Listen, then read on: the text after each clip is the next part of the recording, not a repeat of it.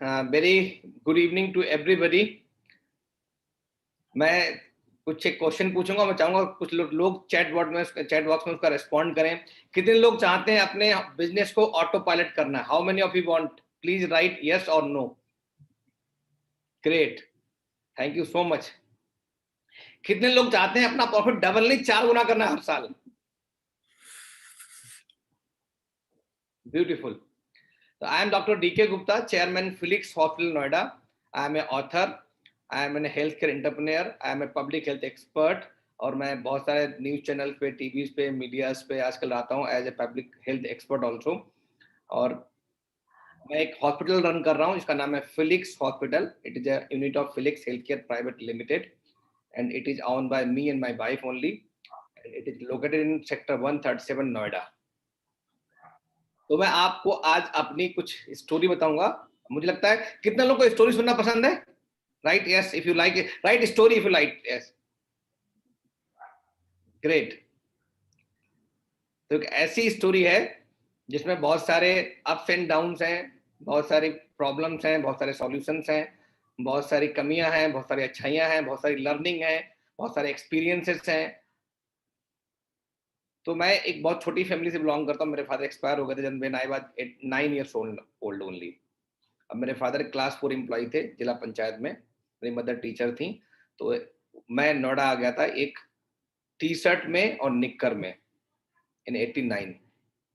But एक vision था, mission था दिमाग में। विजन नहीं जानता नहीं था, एक सपना था, कुछ करना है, पता नहीं था क्या करना है, कुछ नहीं पता था। जब मैं आया था तो यहाँ की चकाचौंध देख के, मतलब ये जिस रोड पे मैं उतरा था उसका चौड़ाई देख के, बिकॉज गाँव में इतने चौड़ा रोड दिखते नहीं है, तो मेरी आंखें फटी की फटी रह गई थी और बस सरप्राइज कि मैं कहाँ आ गया हूँ। But from there I started my journey. यहाँ पे स्कूल्स में दाखिला के ट्राई करा तो कोई अच्छा दाखिला नहीं मिला। लोग कह रहे थे आपको इंग्लिश मीडियम स्कूल में चाहिए तो आपको इंग्लिश आनी चाहिए। मैं हिंदी मीडियम से आया था, लोगों ने भगा दिया, स्कूल से भगा दिया, Cambridge, DPS, APJ, Somerville, everywhere my mother tried but I couldn't get admission in any of that school.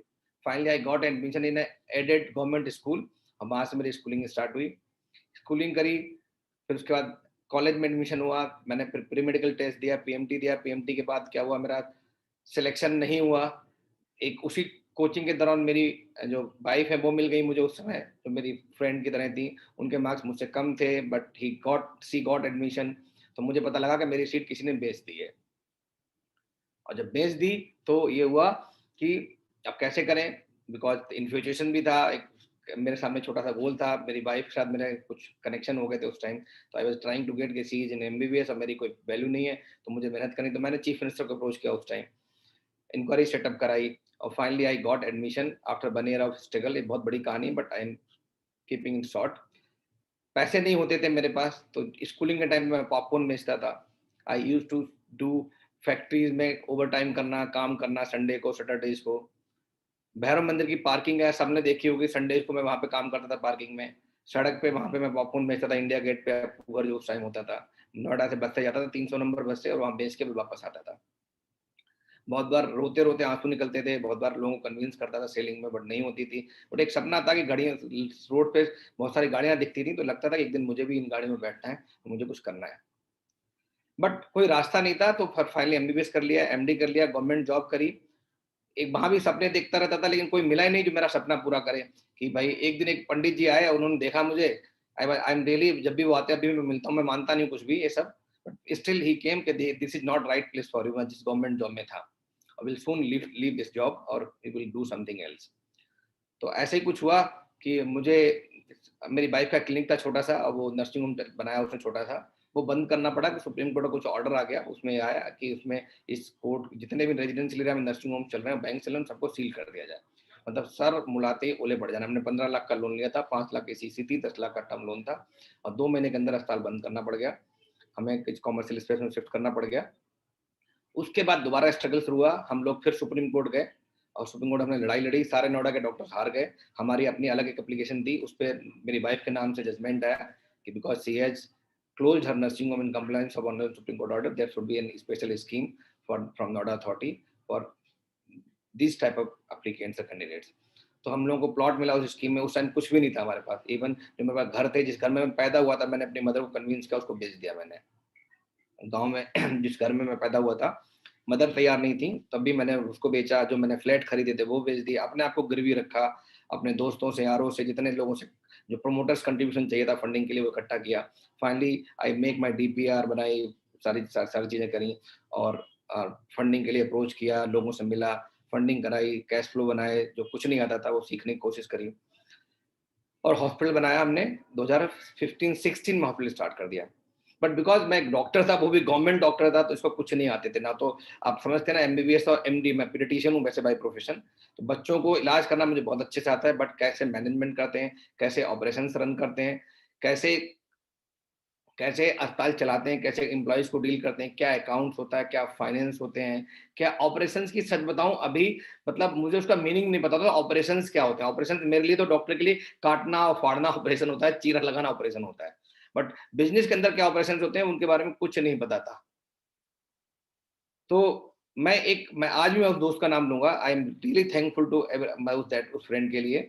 तो हम ये सोचते रहते थे कि प्रोसेस बनाते थे कि कैसे अच्छी प्रोसेस बनाए जाएँ, कैसे सिस्टम बनाए जाएँ, क्योंकि बहुत सारे लोग बोलते थे ना एसओपीज़ बनाओ, सिस्टम बेस्ड कंपनी होनी चाहिए, प्रोसेस रन कंपनी होनी चाहिए, ऑटो पायलट होना चाहिए। दैट वाज़ थ्योरेटिकल, बड़ा अच्छा लगता था सुनने में, बट उसको प्रैक्टिकली कैसे इम्प्लीमेंट करना आई नेवर मतलब find anybody who can help me. और बिकॉज़ हमारा बिज़नेस भी हेल्थ केयर अलग होता था, जितने डॉक्टर्स नॉर्मली चलाते हैं, वो हेल्थ केयर एंटरप्रेन्योर्स भी होते हैं, हेल्थ केयर मैनेजर्स भी होते हैं और साथ में क्लिनिशियन भी होते हैं। अगर किसी ने ई-मिथ पढ़ी होगी तो उसे पता लगेगा वो टेक्नीशियन भी होते हैं और मैनेजर भी होते हैं, इसलिए वो फेल कर रहे होते हैं मैक्सिमम। उनका हॉस्पिटल वो सेल्फ एम्प्लॉयमेंट रोल में चल रहे होते हैं, हॉस्पिटल चला रहे होते हैं, उन्हीं की वजह से हॉस्पिटल चल रहा होता है, अगर वो बाहर हो जाएँगे तो हॉस्पिटल बंद हो जाएगा। आप मानोगे नहीं, जिस दिन मैंने हॉस्पिटल स्टार्ट किया था, उसी दिन जिस दिन मैं अपने ऑफिस में बैठा था ना, I resigned from my government job immediately. तब मैंने डिसाइड कर लिया कि मुझे ये करना है या ये करना है। Either I have to be a manager और या क्लिनिशियन, तो एक ही चीज़ बननी है, तो मैनेजर बनना है, क्लिनिशियन बनना है। तो कुछ नहीं आया, तो मेरा एक दोस्त है, रंजीत नाम है उसका, यहाँ पे फर्नीचर का काम है, ऑफिस फर्नीचर का, उससे मिला, उसने मुझे कुछ शीट्स दिखाई, ऐसे ही बिठा के अपने सिस्टम पे, कि ये हम ऐसे प्रोसेस रन करते हैं, ये मेरी परचेज प्रोसेस है, ये मेरी एमआईएस ऐसे निकालता हूँ, मैं लोगों को केआरए और केपीआई लिंक कर देता हूँ, सो दैट उनकी परफॉर्मेंस बढ़ जाती है और लोगों को जो गधा है कुछ गधे की तरह इंक्रीमेंट मिलता है, घोड़ा घोड़े की तरह मिलता है और लोग विजन मिशन के साथ काम करते हैं, कमिटेड होते हैं, उससे उनका ही फायदा है, कंपनी का ही फायदा है। आई रियली सरप्राइज कि जो मैं सपना देख रहा था, जिनके लिए मैं लोगों को ढूंढ रहा था, जो मैं चाह रहा था मुझे ऐसा कुछ मिल जाए, वो उसके पास मुझे दिखा। तो मैंने इमीडिएटली उससे कहा कि मेरा भी मुझे कुछ ऐसा कुछ कोर्स है तो करा दो। तो उसने राहुल जैन सर से बात की उसी टाइम, तो उन्होंने कहा कि उसका इस टाइम तो मेरे पास कुछ है नहीं, ना तो वन डे ना 4 डे, मेरा एक बैच स्टार्ट हो गया है, अगर वो करना चाहें तो कर सकते हैं। तो मैंने ना तो वन डे किया, ना मैंने कोई 4 डे किया। डायरेक्टली एक क्लास हो भी गई थी, मैंने डायरेक्टली 8 मंथ का कोर्स जॉइन कर लिया आँख मूंद के कि मुझे ऐसा कुछ देखने को मिल रहा है, शायद इससे मेरी लाइफ बदल जाए या मेरी जो कंपनी का विज़न है वो चेंज हो जाए। और मैंने 2017 में सर का कोर्स जॉइन किया 8 मंथ का।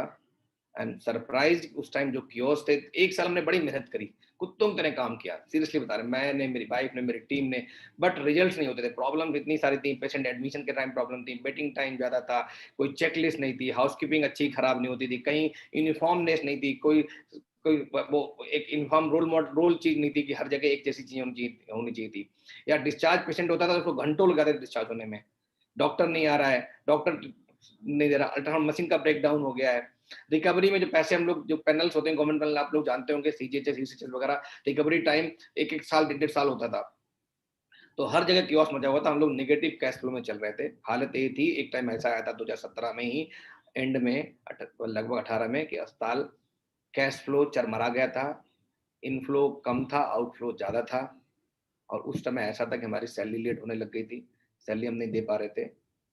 एक दिन ऐसा था कि मैं ऐसे ही बहुत मतलब किसी सेमिनार में गया हुआ था, तो आई रिमेंबर दैट डे, और मैं उस दिन को याद करके आज भी सोचता हूँ कि ऐसा दिन दोबारा मेरा नहीं, किसी भी एंटरप्रेन्योर की लाइफ में नहीं आना चाहिए। मैं बाहर था, हैदराबाद था, मेरी ईए ने मुझे फ़ोन किया कि डॉक्टर्स ने एप्लीकेशन भेजी है, उसमें लिखा है they are going to close OPD from tomorrow onwards if you are not paying their money. और मनी भी बहुत ज़्यादा नहीं था, 1 या डेढ़ महीने का क्रेडिट पीरियड होता था, डॉक्टर से इससे ज़्यादा नहीं होता था।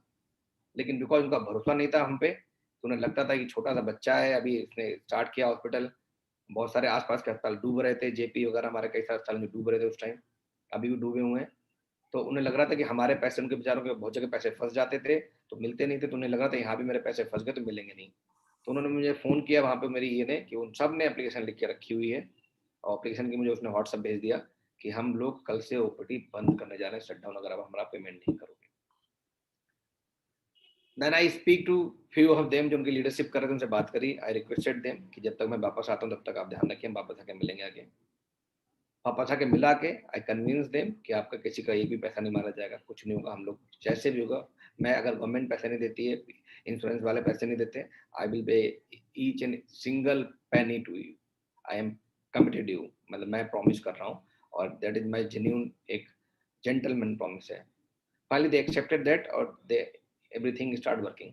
उस समय मेरा कोर्स चल रहा था बीसीआई का, एंड मैं अपनी एक अच्छी बात बताऊंगा कि आई एम वेरी कोचेबल। मैं अगर किसी को कोच मानता हूँ, और मैं कोच खाली राहुल जिसको भी मैं कोच मानता हूँ, चाहे मेरा बोर्ड बॉय भी हो, अगर वो मुझे कोई अच्छी चीज सिखा रहा है तो मैं उसको ऑलरेडी उसी फॉर्म में एक्सेप्ट कर लेता हूँ, इम्प्लीमेंट भी कर देता हूँ। तो I am a great implementer. तो सर जो हमें बताते थे, चाहे वो फर्स्ट क्लास हो, फर्स्ट क्लास में चाहे उन्होंने विजन क्रिएट करवाया हो, उसमें बताया हो कि क्या पोटेंशियल है मार्केट में, कितना परसेंट पोटेंशियल कर रहे हैं, अगर आपको ईए रखनी थी, हायर रखनी करनी है, आपको टीम के साथ मीटिंग करनी है, जो हम कहते हैं वर्कशॉप करनी है, टीम के साथ अपना विजन मिशन क्रिएट करना है अगले 5 साल का, जो वो कहते थे, टूटा फूटा जैसा था मैं कैसा कर देता था। मैं मानता हूँ कि शुरू में हर चीज परफेक्ट नहीं होती थी, but every time what ever he said, उन्होंने कहा डीएमए को सिखाना है, गूगल शीट वर्कशॉप फिट करानी है, मैं आ गया। उनका आपको सीखनी है, मैं आ गया। तो कभी सोचा नहीं मैंने, जबकि मेरे पास पैसे नहीं होते थे उस टाइम, कि लोग जब पैसे नहीं होते तो खर्च करने से पहले सोचते हैं, हर बार सोचते हैं कि पैसा खर्च करने से, but still because I had faith in him, कि मुझे मालूम है कि he is the person, he can, जो मुझे इस झम्मर क्या बोलते हैं उसको, भंवर में फंस गया हूँ, इससे बाहर निकाल सकते हैं शायद। मैं उनसे डिस्कस भी करता था, और he has given in follow so many ideas during post also, कैसे आपको पैसे वापस निकालने हैं। But at that time whatever he said, चाहे कुछ भी हो, हर चीज मुझे आज भी नोट से आते हैं, वीक 1, वीक 2, वीक 3, वीक 4, कोई बताएगा आपका कौन सा वीक चल रहा है, can you write in chat box, week 5, great. तो शायद मुझे लगता है मोस्ट ऑफ लोगों ने ये रख ली होगी, और हमारे बैच में ऐसे ही थे जिन्होंने नहीं रखी तो बाद में बहुत पछता रहे थे। तो प्लीज ये कहना तो ये रखना शुरू कर दें, शेड्यूलिंग करना है शेड्यूलिंग शुरू कर दें, कैलेंडर बना दें, वीकली कैलेंडर बना लें, जो इन्होंने कहा वैसा मैंने करना शुरू कर दिया। तो जो 5 वीक्स तक हम शायद यही करते हैं, तो अपना रोड मैप बनाते हैं अगले 5 साल का, हम अपने एम्प्लॉयज का एक वर्कशॉप करते हैं, और ये हायर करते हैं, और इसके अलावा कैलेंडर शेड्यूलिंग करते हैं। तो ये सब चीजें मैंने स्टार्ट कर दी थी। उस टाइम मुझे कुछ नहीं पता था क्या होने वाला है, विदाउट एनी थॉट कि क्या होगा, क्या कंफ्यूजन, कोई डाउट नहीं था, और मैंने स्टार्ट कर दी। उस समय आपको कंपनी चलाने में, हॉस्पिटल चलाने में क्या क्या प्रॉब्लम्स आती थी डॉक्टर साहब?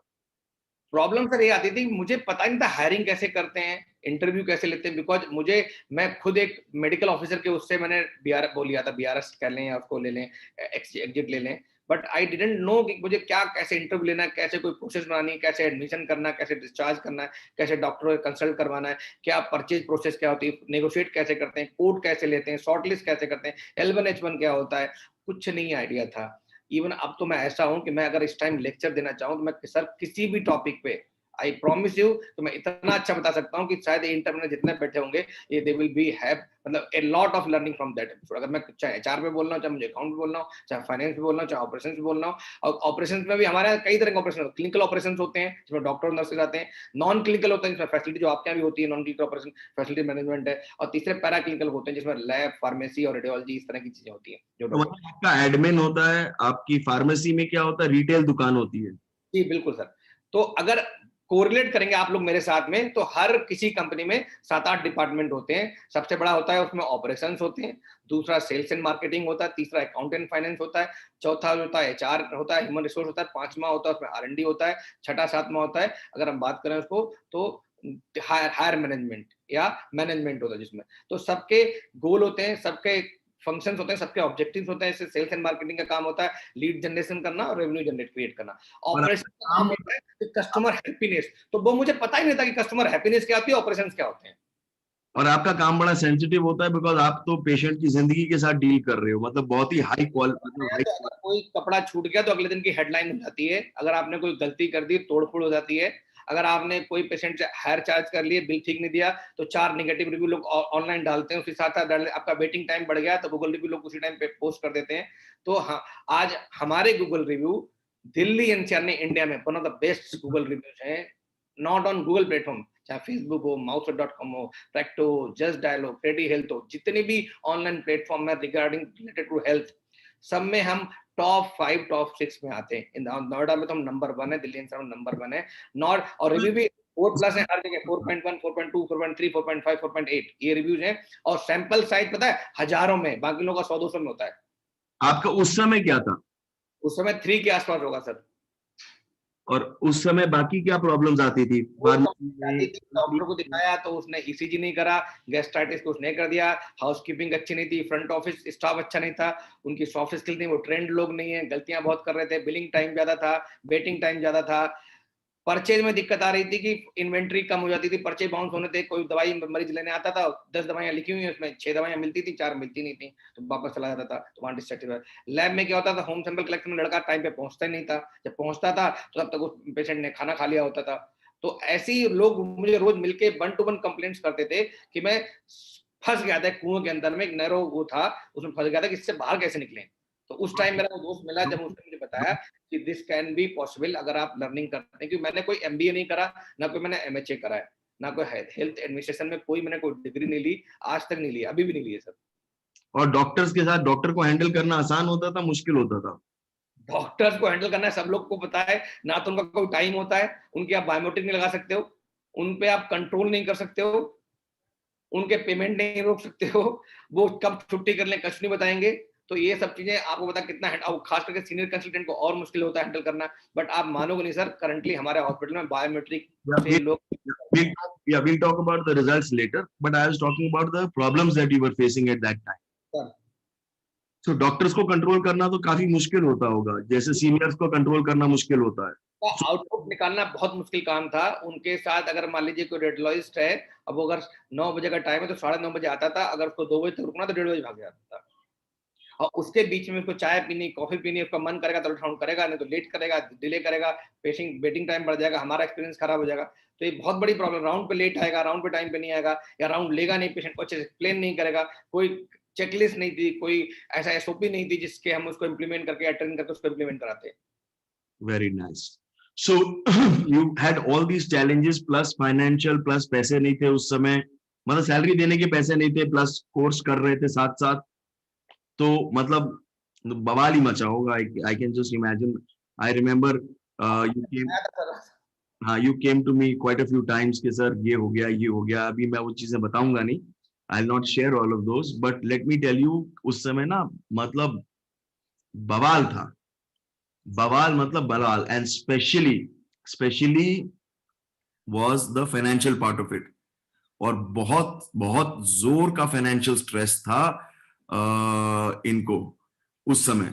और सर जब फाइनेंशियल स्ट्रेस होता है तो ऑपरेशन पे और चरमरा जाते हैं, बिकॉज पैसे नहीं थे तो हम लोग हायर नहीं कर पा रहे थे, अच्छे लोगों को हायर नहीं कर पा रहे थे, मैनेजर्स को नहीं हायर कर पाते, सीनियर लोगों को हायर नहीं कर पाते, ट्रेंड लोगों को नहीं हायर कर पा रहे थे। और हमारा हॉस्पिटल भी नोएडा से बाहर है, एक्सप्रेस वे पे, उस टाइम कोई मेट्रो नहीं थी, कुछ नहीं था वहाँ पे, कोई ट्रांसपोर्ट का साधन नहीं था, तो लोगों को हायरिंग बहुत डिफिकल्टी और लोगों को रिटेन करना बहुत डिफिकल्ट था, खास करके स्किल। तो हमारे पास ज्यादातर लोग अनस्किल्ड थे या सेमी स्किल्ड थे। और वो भी हॉस्पिटल में जहां पर बहुत ही पेशेंट का क्वालिटी सेंसिटिव मैटर होता है, high quality sensitive. Okay, very nice. So उसके बाद how was your journey after that? तो जर्नी इन सब चीजों में सर मैं इतना परेशान था। खैर उस टाइम हैंड होल्डिंग चाहिए थी, मुझे मेंटरिंग चाहिए थी, किसी की गाइडेंस चाहिए थी कि किस तरह से हम सिस्टम प्रोसेस बनाएं और उनको लगाएं, उनको इम्प्लीमेंट करें, so that we can improve our services. और हमें पता है, मैं एक चीज फिर बताऊंगा, हॉस्पिटल में ऑपरेशंस जो है उनको हम सेल्स ऑपरेशंस बोलते हैं। सारी सेल्स आपके ऑपरेशंस पे डिपेंड करती है। अगर आपके ऑपरेशंस स्मूथ नहीं है तो आपकी सेल्स कम हो जाएगी, क्रॉस सेल सेल भी नहीं होगी, और जो सेल्स हो रही होगी वो भी रिफ्यूज। बहुत सारे पेशेंट ऐसे होते थे जिनका वेटिंग टाइम होता था, वो रिफंड करके वापस चले जाते थे। पेशेंट की क्वालिटी ऑफ केयर अच्छी नहीं है तो क्या करेगा, वो डिस्चार्ज हो जाएगा, किसी बड़े अस्पताल में चला जाएगा। बगल में हमारा जेपी है, फोर्टिस है, अपोलो है, सारे हमारे आसपास ही है। तो क्या करते थे, वो 2 दिन भर्ती होते थे, तीसरे दिन को लगता था इंप्रूवमेंट नहीं मिल रहा है, या यहाँ की हाउसकीपिंग अच्छी नहीं है, डाइट कैंटीन अच्छी नहीं है, नर्सिंग स्टाफ अच्छा नहीं, तो क्या करते थे, उस दिन छुट्टी करते थे, चले जाते थे। तो ये सब बहुत बड़े चैलेंजेस थे कि loss of revenue, loss of customer, poor patient experience. तो ये इन सब चैलेंज से बाहर निकलने के लिए हमने क्या किया, सर का ये स्टार्ट किया, बीएमपी कोर्स स्टार्ट किया, and I am really thankful to him. Again मैं बार बार बता रहा हूँ, I am really thankful to him. उनकी वजह से मुझे एक ऐसी दिशा मिल गई कि जिसपे मैं अब दौड़ रहा हूँ, अच्छी तरह से कोई भी हमें नोएडा में तो एटलीस्ट आप लोग जो भी नोएडा दिल्ली के होंगे, you can go on search on and ask anybody जो हमने लोग 5 साल में जो ग्रोथ करी, it is only 5 year now, 5 years plus. लोग यहाँ 50 साल में ग्रोथ नहीं कर पाए नोएडा में, चाहे हमारी टॉप लाइन हो, चाहे बॉटम लाइन हो, चाहे एबिटा हो, चाहे कैश फ्लो हो, कुछ भी हो, पेशेंट कस्टमर सेटिस्फेक्शन रिव्यूज हो। मैं डंके की चोट पे कहता हूँ, और कोई सब मानते हैं इस बात को। डॉक्टर साहब एबिटा, कैश फ्लो, क्या क्या बोल रहे हो आप? Very nice. नहीं नहीं, मैं आपको दिखाऊंगा सर, ये सब आपने सिखाया मुझे, आपकी वर्कशॉप से सीखा हूँ। अभी एक एक चीज दिखाऊंगा, शायद इन लोगों को दिखेगा कि अगर इन्होंने, एक ही बात बता रहा हूँ मैं, आई एम रियली सबसे हाथ जोड़ के रिक्वेस्ट कर रहा हूँ सबसे, इफ यू वांट टू बेटा बोल देना उसको, if you want to achieve something from this course, आंख मूंद के फॉलो करते रहना whatever he is saying. 5-10 हजार रुपए का लालच मत करना कि हम लोग बनिया लोग होते हैं, मैं भी बनिया हूँ, ठीक है, और जितने इंटरप्रेन्योर होते हैं बिजनेस सारे बनिया होते हैं, वो सारे बनिया होते हैं। तो इसलिए हर बंदा क्या चाहता है कि हम पैसे बचा लें, कि ईए ना रखें, असिस्टेंट ना रखें, डीएमई ना रखें, तो उनको अगर रखें भी तो उनको ट्रेनिंग ना करवाएं। मतलब खोल दो, अटैच कर दो। अब देख रहे हो मुझे इतना भी नहीं आता काम करना, सब आप लोगों को लग रहा होगा ना सारे लोग एक्सपर्ट होते हैं डॉक्टर, मतलब शायद मैं टेक्नोलॉजी कर बहुत एक्सपर्ट नहीं, मुझे पीपीटी ऐड करना है। आपने जब ज्वाइन किया था कोर्स, आपको ये सब आता था, टेक्नोलॉजी, एक्सेल वेक्सेल? मुझे अभी भी देख रहे हो ना, अभी भी नहीं आता ये चीजें, लेकिन इसकी जरूरत नहीं है एंटरप्रेन्योर्स को। एंटरप्रेन्योर को चाहिए कि जो उसकी टीम है उसको आना चाहिए। सर मेरी स्लाइड्स दिख रही है? स्लाइड्स किसी को नहीं दिख रही अभी? नहीं, आपको शेयर स्क्रीन करना पड़ेगा, नीचे एक शेयर स्क्रीन का बटन है। ठीक है सर, मैं 1 मिनट शेयर स्क्रीन कर रहा हूँ सर। कहाँ पे शेयर है? एक सेकंड रुकिए, मैं, हाँ। स्क्रीन शो करेगी, okay. So guys, can we just give him a little time so that कर रहा हूँ, हो रहा है। Dr. Saab is not very good at all this.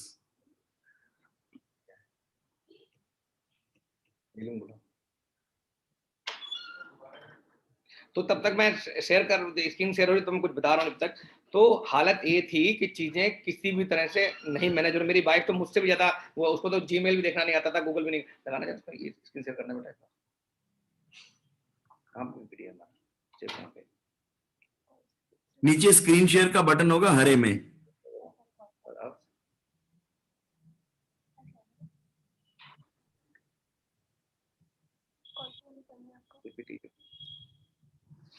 ये नीलम है, मेरी एग्जीक्यूटिव असिस्टेंट है। इन लोगों का मुझे अब ना तो मैं कोई एमआईएस देखता हूँ, ना एमआईएस लेता भी नहीं सर, अब तो कुछ भी नहीं करता हूँ, ये लोग सारा करते रहते हैं।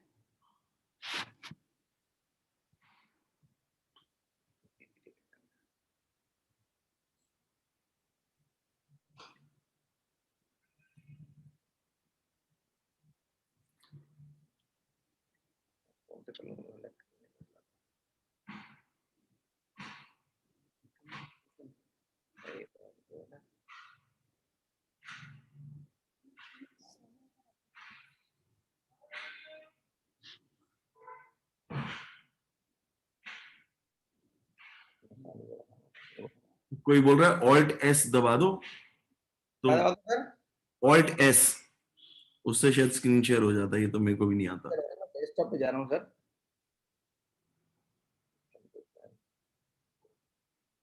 ऑल्ट एस दबा के देखो आप।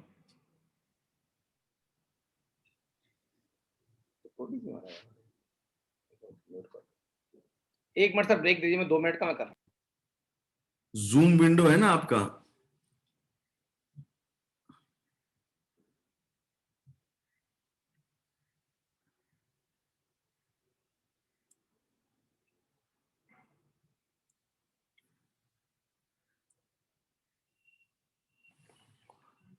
ऑल्ट और एस दबा दो तो उसे स्क्रीन शेयर हो जाएगा।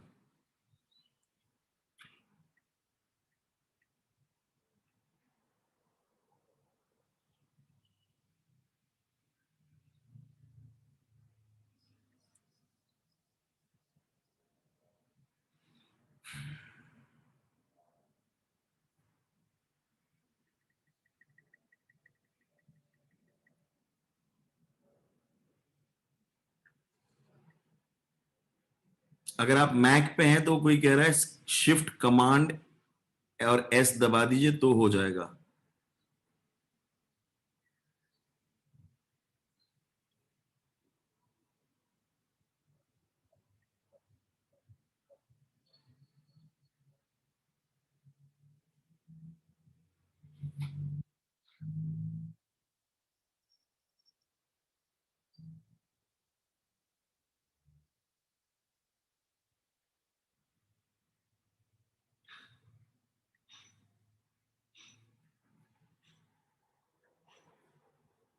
हाँ, enabled है, he's a co-host.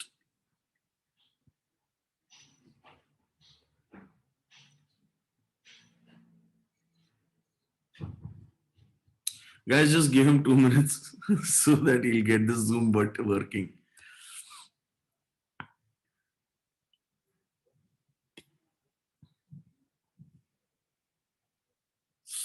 This is real-time proof as far as how good you need to be on technology to be able to put your business on autopilot.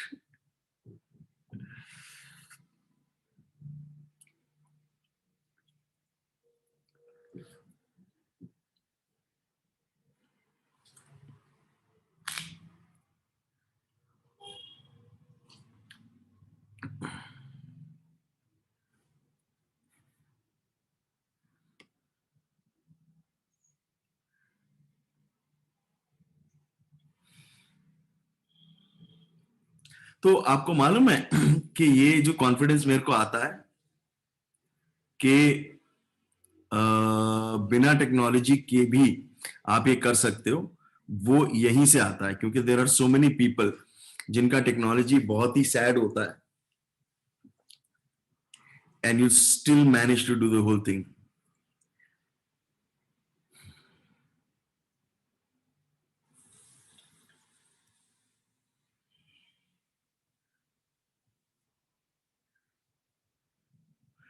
Doctor साहब, अगर PPT है तो मुझे mail कर दो, मैं on कर देता हूं.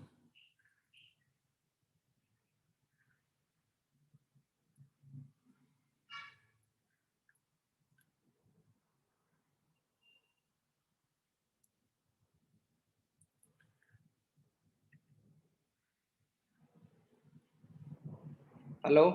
हाँ जी, आ गया. सर एक बात शेयर स्क्रीन कर रहा हूँ, मेरा ये एप्पल वाला मैक है, ठीक है सर. इसमें मेरा भी मैक है. नीचे अगर आप जाओगे ना, थोड़ा कर्सर नीचे ले जाओगे तो वहां पर एक शेयर स्क्रीन होगा. शेयर स्क्रीन है सर, कर दिया मैंने इस पे. तो one button at a time, ठीक है सर. क्लिक करो. क्लिक कर रहा हूँ तो इस पे मेरे पे आ रहा है बेसिक एडवांस ऑफ फाइल्स करके आ रहा है, स्क्रीन खुल रही है. इसमें ड्रॉप बॉक्स, मैक्सवर्ड, वन ड्राइव, गूगल ड्राइव, वो एक खुल रहा है. डेस्कटॉप पे मेरा सेव है, क्या नाम है, एक मिनट, शेयर स्क्रीन जब आप करोगे ना तो अलग अलग अलग अलग बेसिक पे जाओ. बेसिक. बेसिक में अलग अलग अलग स्क्रीन दिखेंगे. हाँ दिख रहे हैं सर. तो जो स्क्रीन शेयर, जो वाला स्क्रीन शेयर करना चाहते हो वो वाले स्क्रीन को दबा दो. अच्छा एक मिनट, उसके बाद ओपन, उसके बाद आता है allow Zoom to share your screen, open. फिर उसके बाद आ रहा है ओपन सिक्योरिटी सिस्टम आ रहा है इसमें, सिक्योरिटी एंड प्राइवेसी. जूम को कर दूं? अच्छा, इसको जूम का मुझे प्राइवेसी मांग रहा हूँ, एक मिनट. आपने वो उसको एनेबल नहीं किया होगा ना, अपना जूम का setting. You will not be able to record the content of it until it quit now.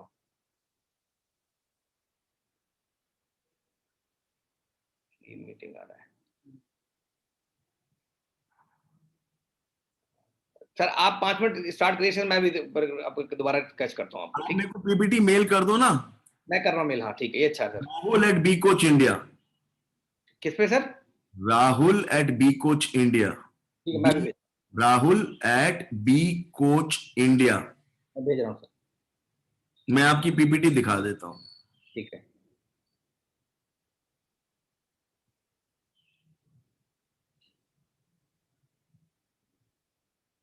नीलम कहाँ है?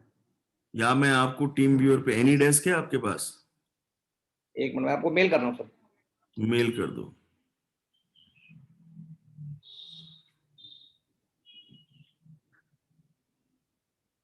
आप मुझे मेल कर दो, मैं दो, I just open it up.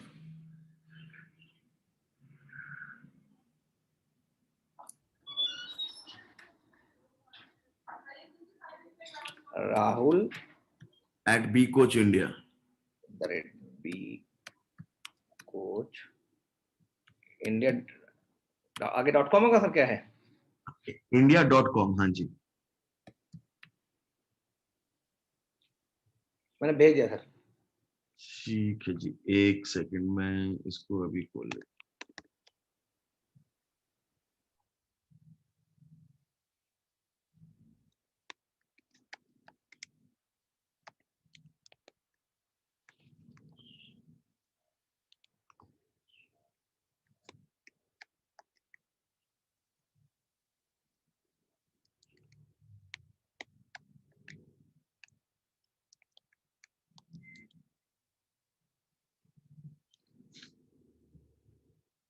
ये आपकी प्रेजेंटेशन है डॉक्टर साहब?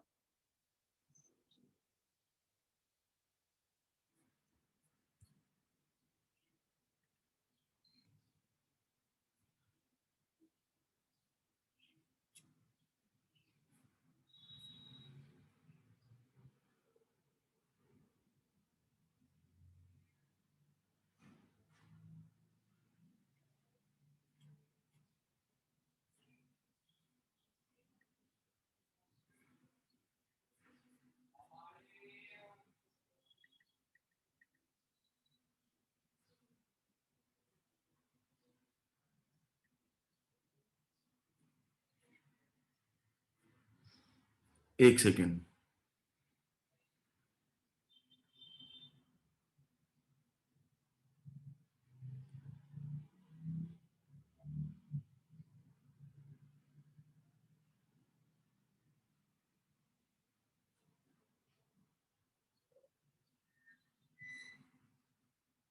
हाँ, आ गया आपका स्क्रीन डॉक्टर साहब। डॉक्टर साहब,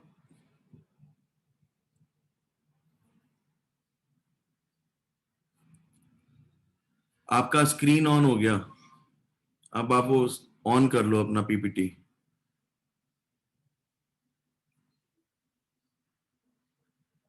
डॉक्टर साहब, आपको सुनाई दे रहा है?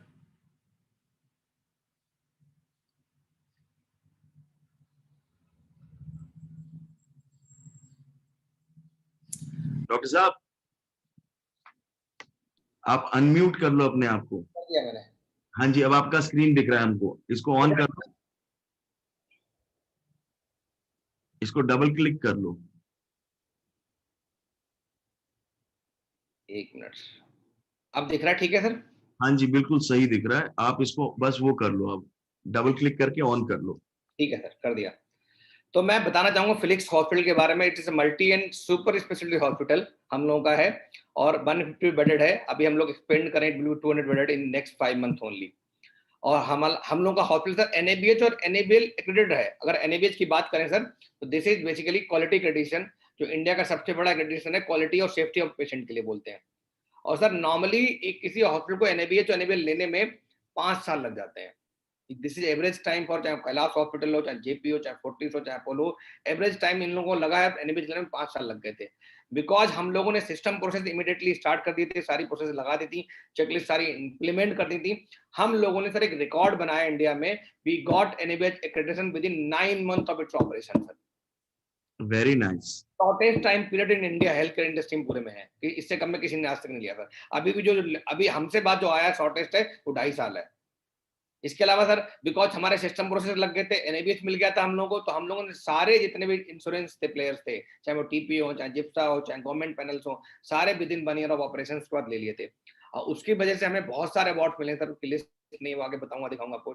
चाहे गोल्ड क्वालिटी अवार्ड हो, प्रधानमंत्री हेल्थ मिनिस्टर के द्वारा मिला हो, हमारे स्वच्छता रैंकिंग में फर्स्ट कंपटीशन मिला हमें नोएडा में, दिल्ली एनसीआर में, तो ये सब। तो हम लोग बात कर रहे हैं ऑपरेशन की, जो सर ने हमें सिखाया, हमने उनको कैसे इंप्लीमेंट किया। जितने भी ऑपरेशन थे उनको हमने नाम दिया, सर भी बोलते हैं ना मैनेजमेंट सिस्टम लगाओ, तो हमने उसका नाम दिया फिलिक्स मैनेजमेंट सिस्टम या फिलिक्स ऑपरेटिंग सिस्टम, फॉस या एफएमएस। इनको लगाने के लिए हमने देखा कि हमारे पास क्या है। अगर इस स्लाइड पे बात करेंगे, तो एक तो हमारे पास सिस्टम के नाम पे क्या होता है, एक तो हॉस्पिटल इंफॉर्मेशन सिस्टम होता है, जिसको आप लोग ईआरपी बोलते हैं, या कोई भी इंफॉर्मेशन सिस्टम होता है जिसको हम सॉफ्टवेयर जिसको बोलते हैं, जिसके अंदर हम तो बिलिंग। आप हाँ, स्क्रीन आपका ना वो दिख नहीं रहा। आपका स्लाइड को ना डबल क्लिक करना पड़ेगा या रीशेयर करना पड़ेगा स्क्रीन को। अच्छा एक मिनट सर,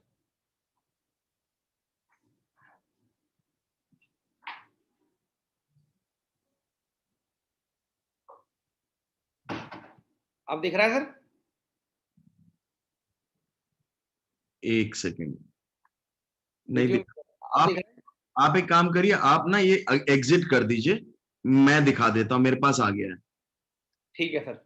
आप एग्जिट कर जाइए, मैं स्क्रीन शेयर ले लेता हूँ। स्टॉप शेयरिंग कर रहा हूँ मैं, ठीक है। आप स्टॉप शेयरिंग कर लीजिए, मैं इसको दिखा देता हूँ।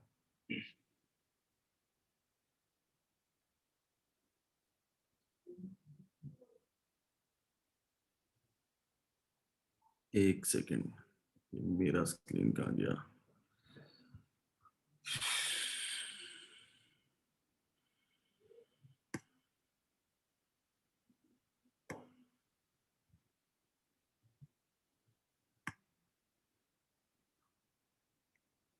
अरे हेलो डॉक्टर साहब, आप क्या हुआ सर?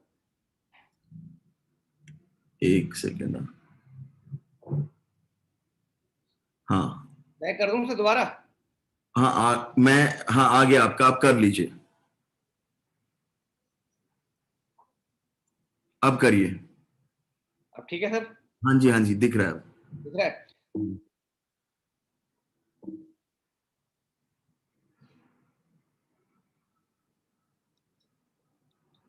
तो अगर हमने जो स्टार्ट किया कि बिकॉज मैं, हमारे यहाँ प्रॉब्लम क्या थी जिसके वजह चैलेंजेस थे कि हमारे पास कोई ऑपरेशन का सिस्टम नहीं था। हमारे पास था सिर्फ जो HIS था, इसको बोलते हैं, इसमें बिलिंग होती थी, डिस्चार्ज होता था, या जिसमें फाइनेंस वाले थे, अकाउंट्स वाली चीजें थी, टैली थी, बट कोई ऑपरेशन के लिए सिस्टम नहीं था। तो हमने HIS प्लस गूगल शीट लगाई, और उसके बाद क्या किया, डिपार्टमेंट वाइज जाके हर डिपार्टमेंट में देखा गया। मैंने बताया ना कि ऑपरेशन के अंदर भी डिपार्टमेंट होता है, चाहे नर्सिंग हो, फार्मेसी हो, लैब हो, फैसिलिटी हो। तो इन सब डिपार्टमेंट क्या किया, जितनी टू डू लिस्ट बनाई हमने, टास्क लिस्ट बनाई, to do list, task list बना ली हमने पूरी। उसमें उन टास्क को क्या किया हमने, लोगों के स्किल सेट के हिसाब से मैप कर दिया, तो उनको क्यारे डिवाइड कर दिया कि ओवरलैपिंग काम की बच जाए, डबलिंग काम की ना हो। क्यारे डिवाइड कर दिया, उन क्यारे को आगे जाकर आप लोग भी सीखेंगे उसको कैसे केपीआई में मैच करना है, उनको केपीआई से लिंक कर दिया। और वो उन मैं लोगों ने करवा पूरी, दूंगा, आप ये शेयर करिए, उससे हुआ क्या फिर सारी चीजें। हाँ बता रहा हूँ, ठीक है सर। तो उससे हुआ ये कि आप देख रहे हैं, मैं आपको एक स्लाइड दिखा रहा हूं, इसमें देख रहे हैं एक कस्टमर सेटिस्फेक्शन रिव्यू है, या रेटिंग्स ऑन डिफरेंट वेबसाइट्स है। हमारी average rating on different website, जितने भी सोशल मीडिया हो, चाहे फेसबुक हो, गूगल हो, प्रेक्टो हो, लिंक्डइन हो, जस्ट डायल हो, जितने भी हैं, माउसवर्ड.com हो, सब पे एवरेज निकालेंगे तो 4.4 आती है, as compare to our competitors कोई भी 3.5-4 से ज्यादा नहीं है। और उनका सैंपल साइज, हमारा सैंपल साइज कम से कम 10 गुना ज्यादा है। इंटरनल की बात करें, नाउ इट इज जो 4.85 है, उस टाइम कहीं 3 के आसपास हुआ करती थी। तो हमने भी लेटेस्ट डाटा दिया इसलिए आपको दिख रहा है, बट उस टाइम 2.83 के आसपास जो हम लोग के जो रिव्यूज थे, रेटिंग्स थी, वो 4.4 है। They are one of the highest in the industry, और दिल्ली एनसीआर में हाईएस्ट है। अगर हम ऑपरेशनल एफिशिएंसी की बात करें, हमने एडमिशन एफएमएस लगाया। पहले क्या था, एडमिशन एफएमएस लगाने से पहले क्या प्रॉब्लम थी कि वेटिंग टाइम बहुत ज्यादा था। एडमिशन में असेसमेंट डॉक्टर बहुत टाइम लगाता था, इमरजेंसी में बहुत बार वेट करना पड़ता था उसको, नर्सिंग केयर अच्छी नहीं होती थी, डिले होता था ट्रीटमेंट में, डिले होता था शिफ्टिंग में, डाटा कैप्चर नहीं होता था सही से, लो कंप्लायंस रेट थे जो हम क्वालिटी के करते थे, चेकलिस्ट नहीं थी कोई बिकॉज, ठीक है, no measurement resulted in no performance. Sir आपको एक बात बोलेंगे, अभी नहीं, मैं बता रहा हूँ, कुछ दिनों बाद शायद बोलेंगे, आप बोल दी होगी, सर कहेंगे मेजरमेंट चेंजेस बिहेवियर। तो हमने वही इंप्लीमेंट किया कि हमने मेजरमेंट स्टार्ट कर दिया, और धीरे धीरे लोगों का बिहेवियर चेंज हो गया। तो बिहेवियर लगाने के बाद क्या हुआ, एडमिशन एफएमएस लगाने के बाद ये हुआ कि हमने टूल जो यूज करे, एफएमएस किया, उसके अलावा चेकलिस्ट लगाई, MIS करी, कुछ ट्रेनिंग वीडियोस बनाए, उनको अपनी इंटरनल वेबसाइट पे डाल दिया, और उनको बार बार दिखाने लगे। उसकी वजह से क्या हुआ कि हम हर जगह टैट निकालने लग गए। सारे स्टेप जो प्रोसेस बनाई थी हमने, उन हर स्टेप का हमने टैट डिफाइन कर दिया, उन टैट को मेजर करने लग गए। उसकी वजह से हुआ कि हमारा जो एडमिशन प्रोसेस था वो स्मूथ हो गया। उसमें जो एडमिशन में नर्सिंग असेसमेंट हो, चाहे डॉक्टर असेसमेंट हो, चाहे shifting from MNC to ward हो, वहाँ हैंड ओवर हो, या वहाँ पे मेडिसिन इंडेंट करना हो, लैब टेस्ट इंडेंट करना हो, डॉक्टर विजिट हो, उन सबको हमने मेजर करना शुरू कर दिया। उसकी वजह से एडमिशन प्रोसेस बहुत इंप्रूव हो गया। वहाँ पे जितनी कंप्लेंट थी वो मिनिमाइज हो गई, इवन जीरो कंप्लेंट्स आए, बहुत बार तो होता है। और आजकल तो हमारे यहाँ ओवरलोडेड रहता है। मैंने बताया ना, हम लोग जो ऑक्यूपेंसी करंटली है वो 100% से ऊपर ऑक्यूपेंसी चल रही है, उसके बावजूद भी ऑपरेशनल बड़े स्मूथ चल रहे हैं। तो एडमिशन की बात करते हैं, 100% से ऊपर ऑपरेशन एफिशिएंसी कैसे चलती है? कैसे चलती है सर?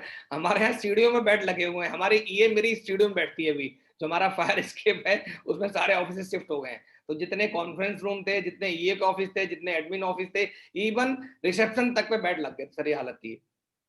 मतलब आप कह रहे हो कि ईए के ऑफिस में बेड लगा हुआ है? बेड अभी भी लगा हुआ, आप आके देख सकते हैं। सीढ़ियों में बैठ रही बेचारे, सारे जितने बैठ रहे हैं, सारे सीढ़ियों में बैठ रहे हैं। अराउंड 20-25 स्टाफ है जो हमारा जो खाली एमडीओ का नहीं, एमडीओ के अलावा परचेज का है, अकाउंट्स का है, जो मेरे से डायरेक्ट डिजिटल मार्केटिंग का है, वो सारे इस टाइम फील्ड में बैठ रहे हैं सर। Very nice. और सब जगह आपने बेड्स लगा दी? 138% ऑक्यूपेंसी थी, 138%। 138% ऑक्यूपेंसी दिसंबर में, एक महीने की बात करूं जिसमें हाईएस्ट 30 साल में, और वो भी हमारा नॉन कोविड हॉस्पिटल है। नॉन कोविड हॉस्पिटल सारे बंद हो गए, आधे से ज्यादा बताऊं इस टाइम, आधे ज्यादा डिस्ट्रेस में आ गए, बिक रहे हैं अभी भी।